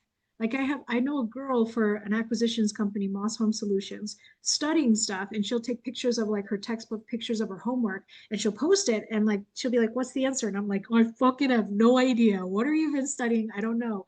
But it's really fascinating, like really fancy stuff. So I love that I love that real estate is a major now. It was never a fucking major when I started at all. It was a No, it joke. was kind of like, oh, you can't do anything else? Like, cool. You know what? That's fair. That was totally fair because I feel like every person who didn't have a college degree was a real estate agent, and you were just like, oh, you couldn't hack it, you couldn't hack it, and now you do this. Yeah, yeah. Anyway, Um, Send me, Suzanne, if you have an idea of like how many people you think you'll have and AV 80 needs to and 80 stuff like to that. 100. I will lock Okay. it down 80 to 100 only Okay. because like when we get bigger, it's a little too chaotic. And I'm not trying to be like Wendy to the Lost Boys. I'm not trying to be somebody's mom that night. I just want to have quality people in a room, quality motivated people in a room that can really benefit from this stuff. So I will send you a text Harvard message. Club. What is Harvard Club? I don't really know, but I think it's for alum, and I think you can do private events. I sent the link in the chat, and you can do like a Matterport tour of their spot. Doesn't mention anything about price, and Yeah, I don't know if you may have to be an alum. I don't know much about it, but that's what I think. Honestly, I always wanted to go. They also have like, so number one, thank you. I love the energy. Yeah, yeah. I had a girlfriend, there's another college nearby, MIT. MIT, I think is cool shit. They have like a grad school program that I always wanted to go to. I think it was like business MIT. Then again, I feel like when it comes to grad school, it's just a really expensive like ego trip to a certain extent. Are they teaching you anything out there? No, it's probably a great place to network though, right? To have those kind of people coming in, you know, spending however much they spend, 40,000 a semester to like rub elbows with people and whatever. Um, yeah. Greg, are you saying you didn't go to college at all? Is that a Southern inbred thing? No. Okay. What'd you go to college for?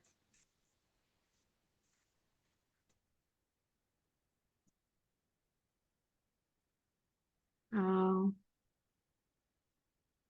okay, exactly. That's what I'm saying. If you went to college, what would your major be? I mean, technically you could go to college now for real estate and probably do really well. Probably business. You're like a fifth grader among the kindergarten kids Yeah, I'd on the like play. probably, I would say business. Yeah, business. Yeah. I ended up doing supply chain management. I went to school for 6.5 years. I did not know what I was doing. And then by like year five, I took a business management, I took a supply chain intro to supply chain management, and it felt exactly like that. Like I was a fifth grader, everybody else was kindergartner, preschoolers, and like everything was so easy for me. Um, yeah, I think it took me like a year to graduate once I figured out what I had to do to graduate. Yeah. Yeah. Does it pay for anything? No, I don't even use my degree now. I'm so grateful that I don't even have to do a resume. I hated resumes, but that was back in the day when ChatDaddy didn't exist. So different speed. What is left for you to close on your Attleboro property? The inspection and just locking down and getting insurance bound. I don't think What it'll be an issue. do you Go ahead. have a closing date right now? What's that? Do you have a Yes, closing on or before the 31st. And they're of supposed this to be month? done with the work on the 20th. Yeah. And what's the remaining work that they're supposed to be finishing for you? Let me see if I have the outstanding list.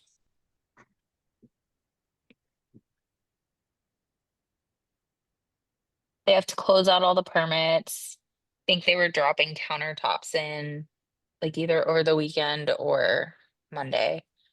Um, And then once everything is done, you're in charge of getting people in there, or you have a property management company that's supposedly I'm doing. hiring property management, yeah. And the nice thing is that they're pretty well connected. So they flip themselves. So they have a lot of vendors and they pass along discounts and do Mhm. not upcharge. How did you find this property management company? They're my borrowers. Nice. I love that. I love that. Good job. Yep. Do I Heck know yeah. them? Maybe it's Logan and Earl. No, I don't They know them at all. handle their shit. Mark, I think you know them. Like it's the Price Early guys. Yeah, I Or did it's a one what deal with guy? them. The Price Early guys. I've never heard of them. They flip, they have properties, and then they just started building out the PM arm of their business. Like that's relatively new. But I just like unless it's somebody who's coming to me as a referral, I don't want to deal with the PM aspect of it Yeah. right now. My triplex is well, it's a weird thing, but like I have two long-term tenants and they're just great. You know what I mean? Like one of them does the yard. He planted these beautiful freaking gardens, like and he's always out there tending to it. And then he also helps manage the short-term rental guests. So like if somebody gets locked out or whatever, Is this like is this on the Cape? on Nantucket. Yeah. Beautiful. Yeah. Yeah. But because it's like they've been there so long and then the short term element, like I can't just pass all that off to a PM. Yeah. Okay. But Jace, yeah. looking at your goals for the year, Compared to what you started out at the beginning of the year to where you're at now, how are you tracking for your goals? I'm pretty much right on track. Like TC work's been a little bit slower than I would like. I think the market overall is a little bit slower than a lot of people would maybe like. Mhm. And then I'm also getting pickier about the deals that I'm doing or not doing for TC clients. Like before I would kind of take stuff where like this is objectively a terrible deal and I think you're gonna get fucked over in it. But at least I know if I'm doing the TC work, you'll have a recorded deed of trust, like because there's so many times where I saw that not happen, you know. Um, I know you'll have good docs because I'm gonna recommend that you use like my closing attorney or, you know, the paralegal that I've worked with in this state or whatever. But like I've gotten just a lot heavier on educating people. And instead of saying, like, hey, I think this is an objectively bad deal and you're going to lose money, which is something that I've always done. Now I'm like, here's all the reasons that this is a bad deal and you have to sign a waiver. And most of the time, or I'll say, like, I'm sorry, like, I don't typically do this, but I cannot process this file for you. That's fair. I, Because in all honesty, that's gonna open up a headache later because when shit hits the wall, they're gonna call on everybody. Yeah. yeah. And like, I'm just not interested. Of course, there's going to be things that I don't catch because I'm not underwriting everybody's deals for them. Right. But like, you know, the deal, like you can just see it from a mile away and you're like, this is not Yeah. gonna go well for anybody. The math is not mathing. Yes. Yeah. Yeah. All right. So What were you able to accomplish this week that you're proud of? I am proud. I got my mailing list like done. My first email goes out tomorrow. I'm super stoked about that. Who is the I email have list for? potential clients, Potential what clients? TC potential clients? TC clients. Okay. Yeah. And now, so I have this property that I'm under contract for. I might bring a lender for it and collateralize them on something else. I think we kind of talked about this last week. I have another property that I'm buying seller finance within the next 3 months. Um, Seller's super laid back and easy on that one. So like, it's kind of like close when you're ready. And they have a midterm renter in there right now. So, you know, they're getting paid and I don't think he's chirping about it right now, but I have that one. So like I'm starting to maybe bring in some private lenders as well. And because Mhm. I've been a lender, I want to educate my lenders as much as possible. It makes them better clients, it makes them better lenders so that they're not freaking out when Yep. Yep. something happens. And it's like, no, that's totally normal. I want to be able to communicate with people. You know what I mean? Like, okay, I have a flip in Plymouth right now. It took forever to get permits. I know that. We have the permits now, we're good. The guys are Yeah. banging through it. And then as soon as they got the permits, like, they had to get their framing permit closed out before they could do the installation, and it didn't get Right. issued the day it was supposed to. And then when it did, it was so hot that they couldn't blow the insulation. I had a bunch of like naked men in my house, and by naked men I meant college boys. And I rolled up and I was like, the fuck is happening? What is this? This girl's gone wild. Like, they were sweating Yeah. their nuts off. Yeah. Yeah. They were all naked. So And it was, I don't even know when this was. Was it summer? I don't remember, like October, but naked. Okay, that's not nice. They were in their boxers and then they had the little Tyvek suit on top. And I was like, at least they wore their proper look at the ceiling, PPE. look at the ceiling. Oh Oh, my God. yeah.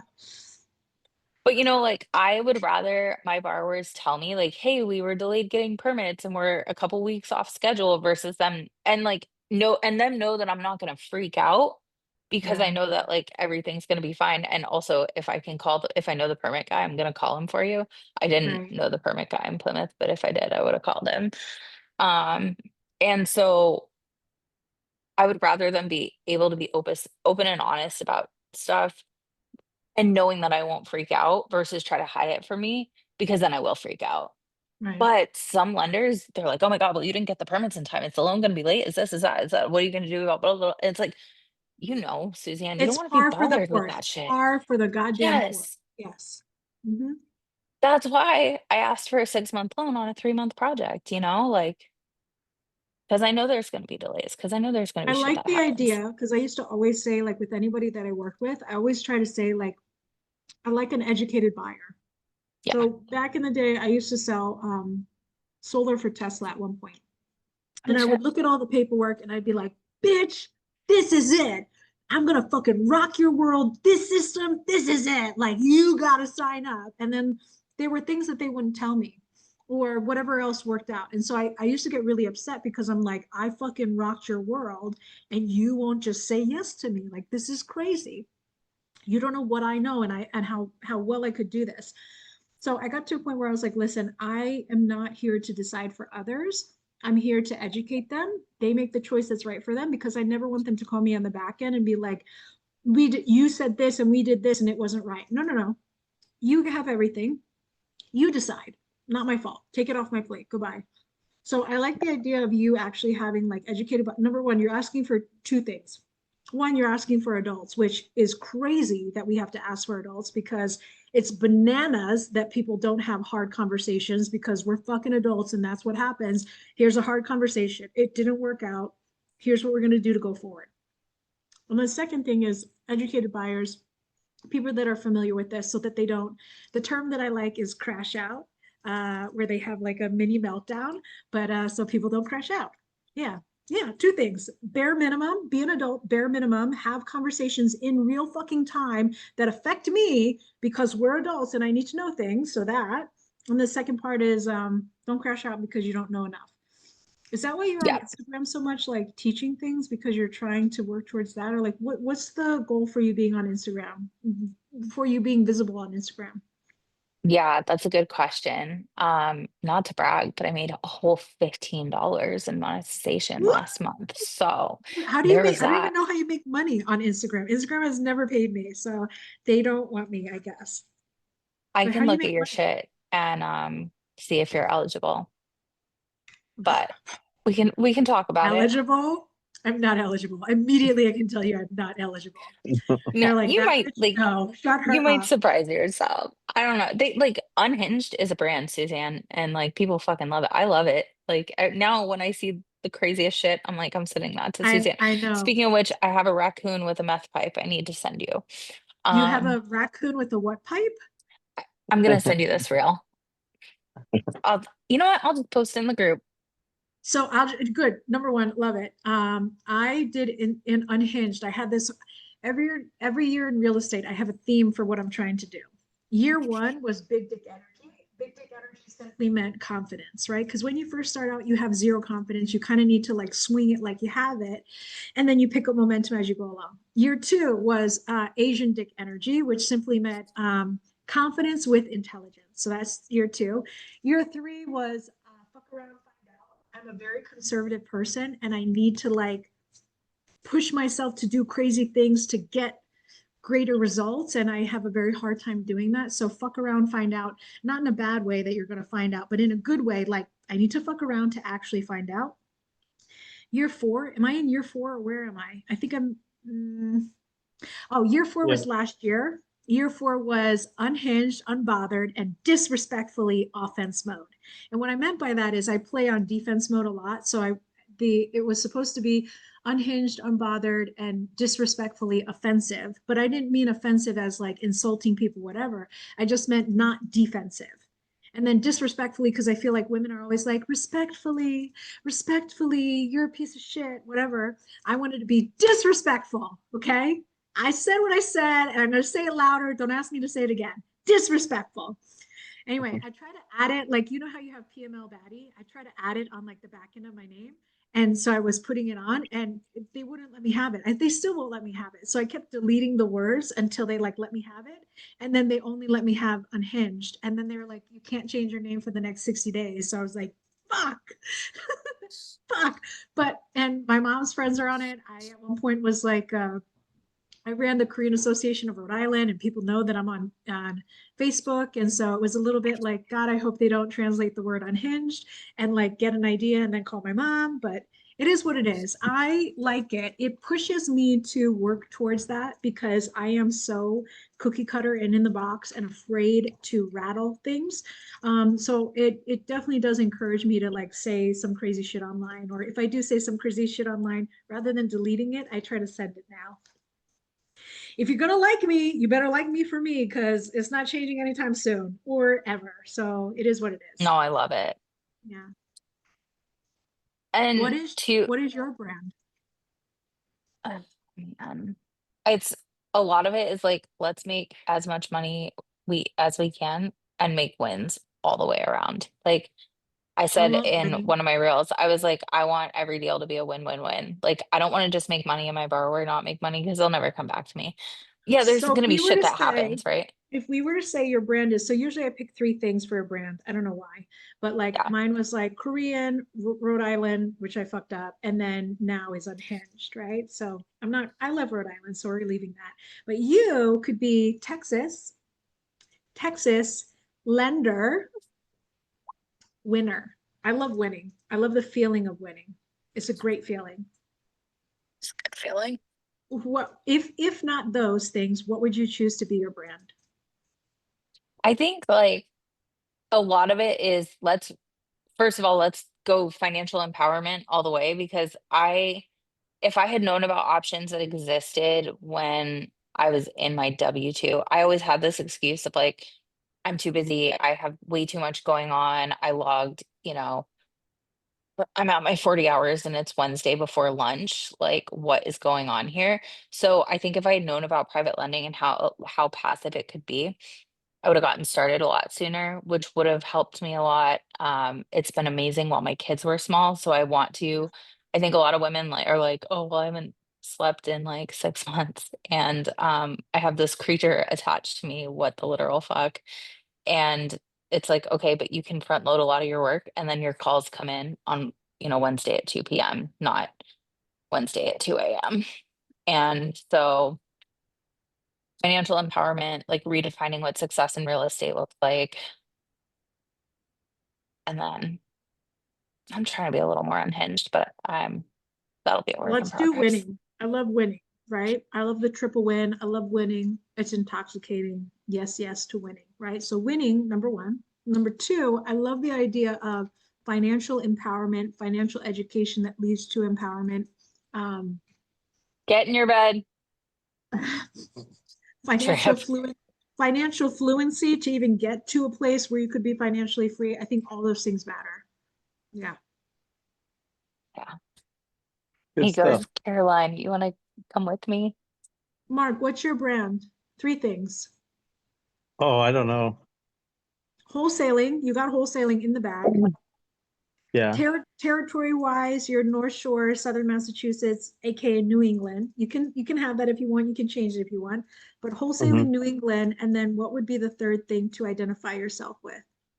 I know, I have ideas, but you go first. I don't know. Or is this like business only or just? No, it's just so the way that I described it, I had a meetup. I think it was like meetup number 3, my big quarterlies. I was doing more of my leadership stuff that I did. And I said, like, when I meet people, because I meet a lot of people, I have a hard time like remembering all the things about you. So I was being lazy and I was like, bro, just distill it into 3 things. Give me 3 things that, like, as soon as I think about this, as soon as I think wholesaling, I want to, my next neural jump, my next thought is Mark. So if I'm like, I need a wholesaler, then the next neural jump should be Mark. That you should have such a strong brand that as soon as I think one thing, I think of you next, right? So wholesaling, I think you're fabulous at wholesaling, acquisitions, whatever word you want to use. As soon as I think this, my next thought is Mark. As soon as I think North Shore, Southern, what am I saying? North Shore, New Southern New Hampshire. Hampshire. Then I'm over here with you, right? And what's the last thing? What's the other thing that I think of when I think Mark? When I think of this, my next jump is Mark. I don't know. I like to think that I have ethics or just being like honorable with some of the stuff that I do. Like I want Yep. people to work with me, right? And do Yeah. that. I don't know. I agree. I was going to call you broker. I have this idea that you should go for your broker's license because you are a hard ass when it comes to certain things in almost an annoying way. But kudos to you because I am a little bit of a ball buster and I challenge people and I harp on people and you are resilient and stubborn and never give up and you're a tough cookie to crack. But kudos to you for, I think you're right, like having high integrity, high whatever that you don't, you are unwavering when it comes to doing things kind of by the book. Unwavering when it comes to protecting all parties, I think. So anyway, I call you, the shortened version of it, I call you the broker. Yeah. One day. Maybe, One maybe, day. maybe. I think you're great at that. And I also think it's kind of like a lost skill. I don't know that everybody does that. I know I do something similar that I'm always trying to understand people in a transaction and then making sure how are they motivated? Are they staying motivated in the right way? But the reason why I do that is because I'm worried that they're gonna dip out of the transaction.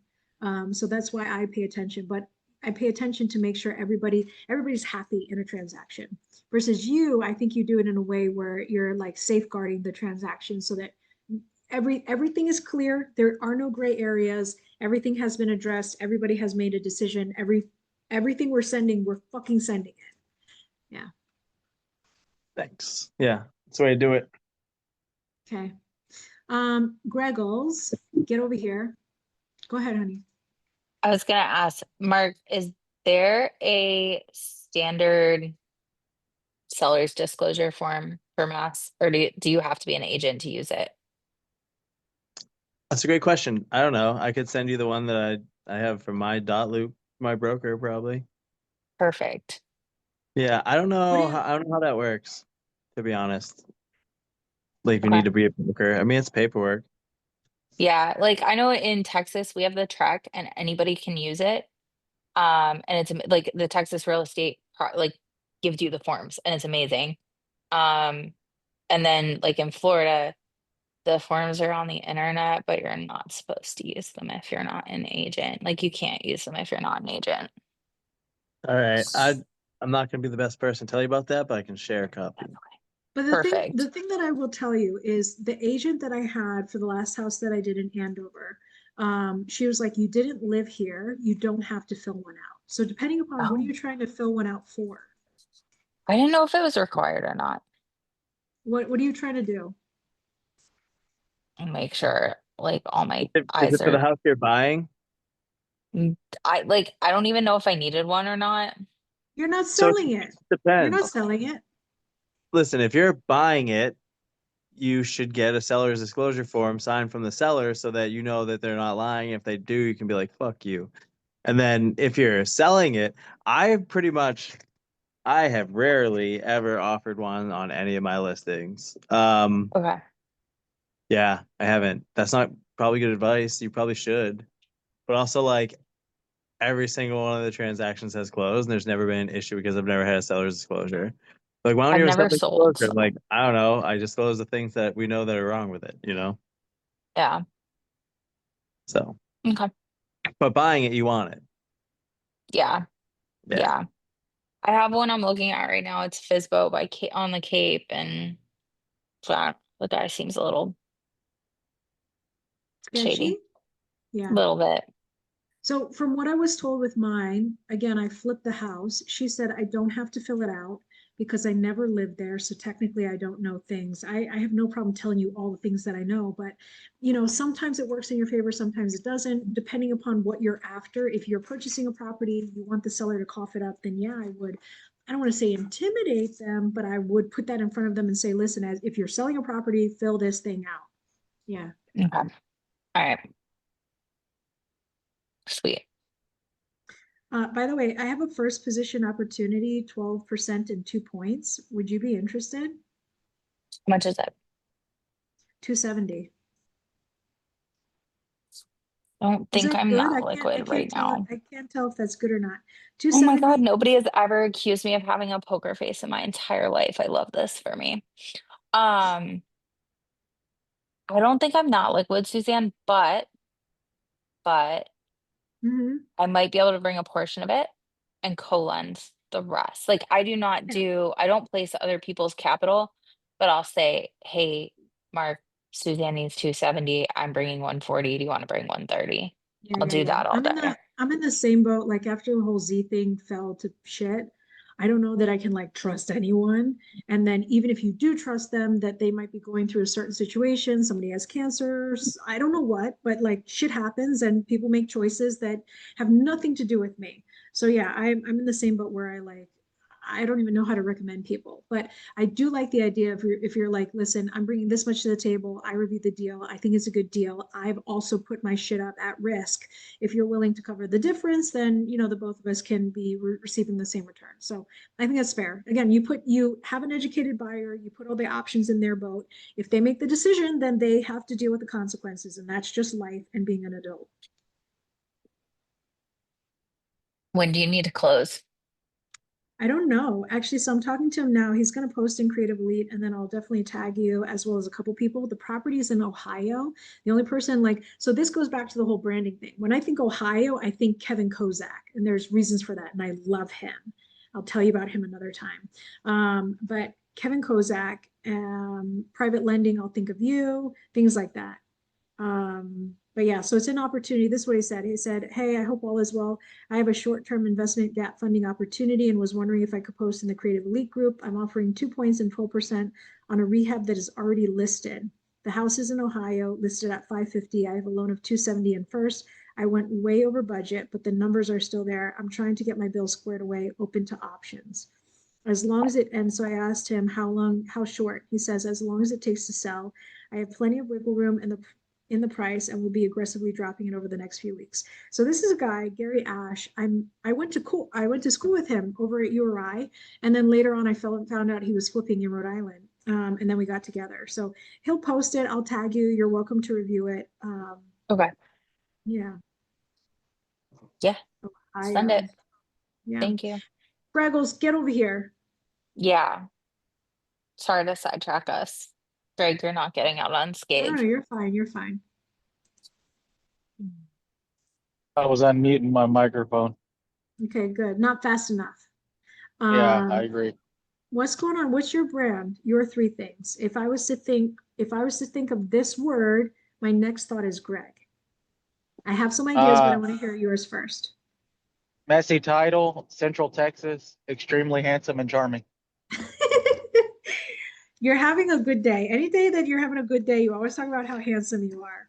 Every day's a good day. That's good. That's not true because I get messages from you that say otherwise. But Well, you sometimes said they're not as good as others. Central Texas, and you said messy title. Yeah, and then the third thing on a serious note, I'm not sure. I guess I want to come off as I guess like blue collar, just a normal guy. I don't want to. I don't know. I don't want to come off as arrogant, cocky, or anything like that. Just want to No, come off but as everybody says this where they're like, I'm la la la. And I'm like, no, you idiot. You need to have a brand that's so distilled that when you talk to people, they understand who the fuck you are, who the fuck you're doing, like all these things. If you don't give it to them clearly, then they're confused and now you've wasted their time because they're like, I don't even know who this guy is. I don't know what they do. Whenever there's an opportunity, I don't even know if I can think of him or not because he fucking was unclear with me. So I'm telling you, your three brands, if there's messy title, if I think messy title, I see messy title, immediately I'm going to think of Greg Tuck. Yes. Second part is Central Texas. Of course, think Greg Tuck. What else? What's the third thing that you're like, as soon as they think this, I want them to think Greg Tuck. And keep in mind, it can be professional. It can also be personal, right? Like mine is Unhinged or whatever. And at one point it was also Korean. I told people like, if you think of Kim Jong-un and you realize he's Korean, your next thought better fucking be me. You better call me and be like, I had a nightmare about Kim Jong-un, and now I'm thinking about you. What's up, Suzanne? What are you up to? That's what I want. I want people to think of me. You cannot be top of mind if people are not thinking about you, and they can't think of you if you don't give them the correct neural jump. And the neural jump is based on what the fuck is your brand. So, what is your number three? finding hard to find people. I like that. Private Love it. investigation, the Yeah, impossible, finding the impossible. yeah, I like that one a lot better. Yeah, I would By the say way, so. do you have a rate as to what you charge for what you do, what you can do?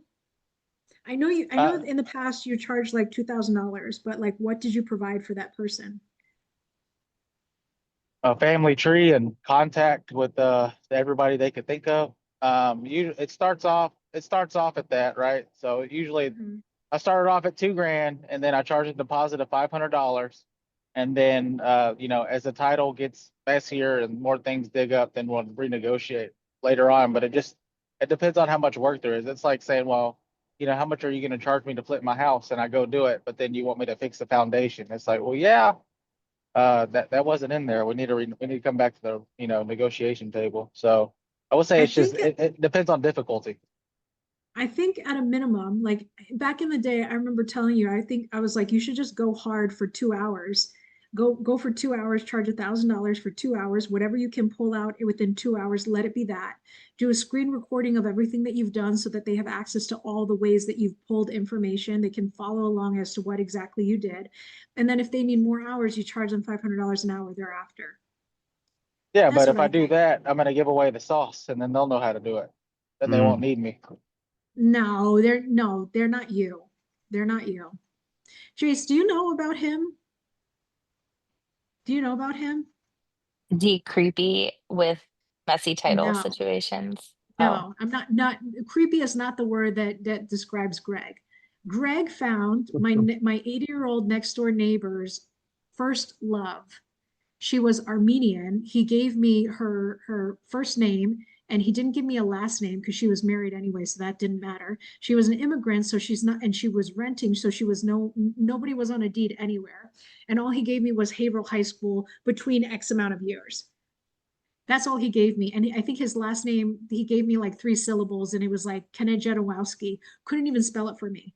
This ding dong found her after like 2 months of like, I don't even know if it was 2 months, probably like, I don't know, 20 minutes, but he can find the impossible people.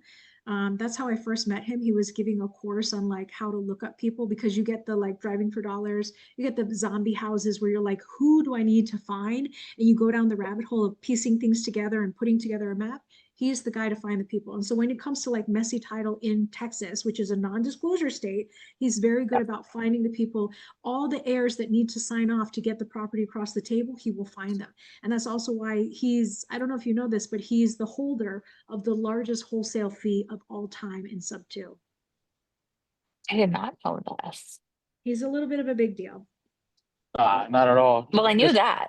just a regular dude, man. It's a blue collar guy. Yeah, Regular dude. regular Blue dude. blue collar. There's nothing blue collar about you. Oh, I worked in construction and did all that kind of shit beforehand, so I just got lucky and picked up some skills and they made me money. That's all, honestly. He's very good at what he does. He's also super, super blessed to have a great partner, which is, I never say this name right, Kenley. Kinley. Henley. There's like a hidden consonant in there that I can just not find. Anyway, he's great. He's fabulous. But finding impossible people, I love that. Fixing messy title, or just messy title in general, love that. And then Central Texas, I think location is important because it depends on like, that's kind of like your market.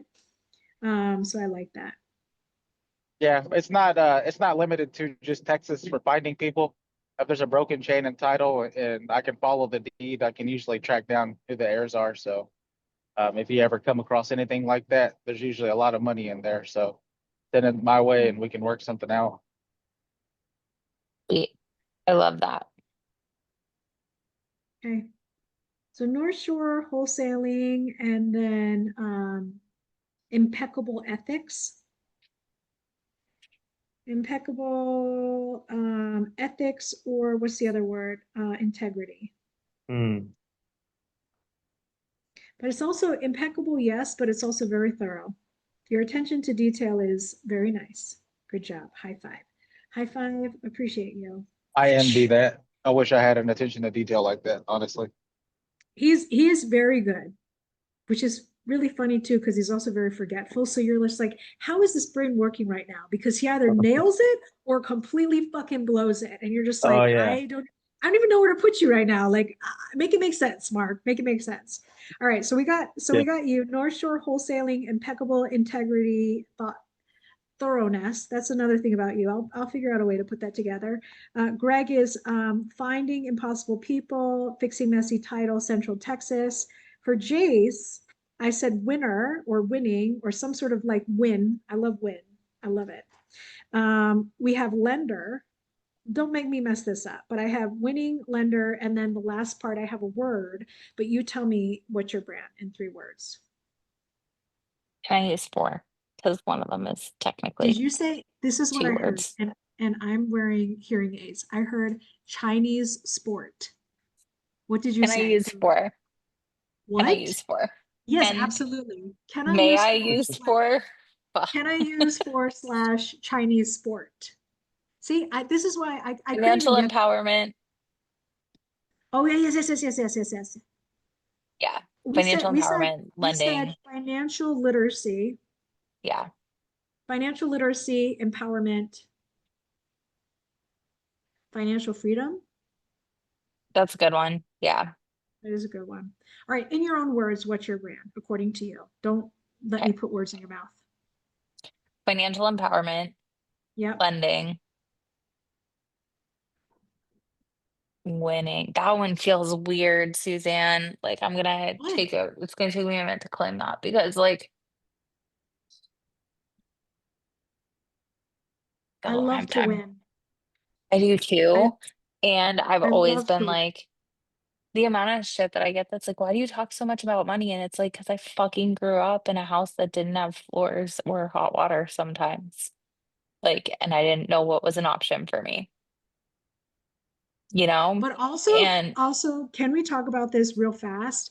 That's where you came from. A lot of us have a similar story, right? Like Greg is, not to blow up your spot because he'll tell you, but he grew up in a trailer park and then he fucking bought the trailer park. Okay. holy I shit. grew up in military housing. I got in trouble at 16 years old for shoplifting jewelry that I wanted to wear to my Catholic school because my mom didn't give my money. And I was so hypersensitive to the fact that we didn't have money because we were single income on military housing and it was just not, we were not rolling in it. Okay. And Yeah. you talking also about like, as you grew up, this is why it's so important to you to then help others not struggle the way that you struggled. And I will tell you this, like anybody that I've met in like real estate, what did you say? My first cousin was my girlfriend. Is that what you said? This guy throwing me for a loop. Anyway, the people that I have met in real estate, to me, real estate is kind of like a means to an end. There are some beautiful things in real estate. I call myself a problem solver. Real estate just pays me the bigger paycheck because I'm flipping an asset that's so much more than just like a $2,000 ticket item or whatever. It's hundreds of thousands of dollars. I make a percentage of it, and that's great. The people that I have found in real estate is a means to earn X amount of money to then go live the real life that you want to live.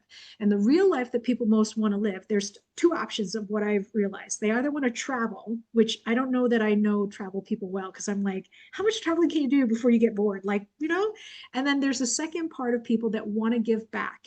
And what I've noticed is the people that want to give back, they want to give back on the things that they struggled with. So if I struggled with flipping, right, because I just wanted to throw up everywhere and shit my brains out, I want to help people not feel the way that I felt. You know what I mean? Because now I know what I know and now I can give that away. And so I feel like people that struggled, like when they were a kid in college or a kid in high school and they played too much outside and they got in trouble, they want to fix that.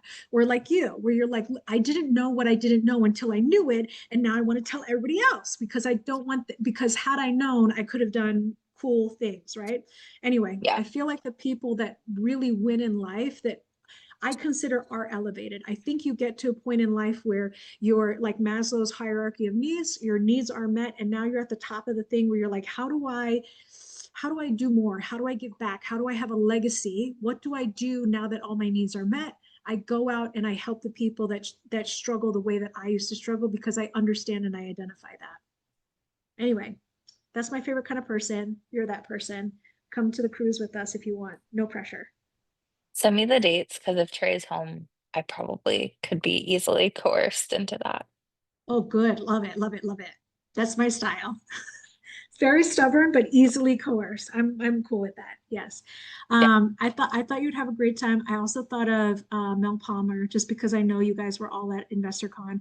The people that I seem to really enjoy nowadays, including Alexis Morgan, are people that are not into the sexy, fast real estate stuff. At the end of the day, I feel like the people that are in it for the long haul, which if you're doing real estate, it's a very small world. Very quickly, we're going to know who's who does what, who's good and who's bad. We fucking know everybody. And so if you want to make it in real estate, you're going to have to be here for a minute. If you are here for a minute, you're going to have to play nice in the sandbox. And we're going to know each other at that point. So it's important to do good work. It's important to have a good brand, good reputation. And then on top of that, I think, again, like I was talking about Maslow's, you get to a certain level in real estate where you can start to do some more fun things like giving back, like creating a legacy. And so I really enjoy people nowadays like you, like Mel, like Alexis. I love how it's all women. We're so amazing that we're interested in helping build real estate like a fortress. We're not in it for the hot, sexy, fast, quick money. And I think that's stupid.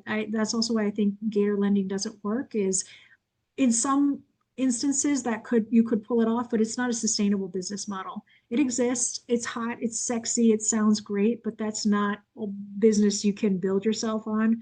And so I like people that are doing safe, stackable real estate for sustainability. I love all of that. And so you're part of that too.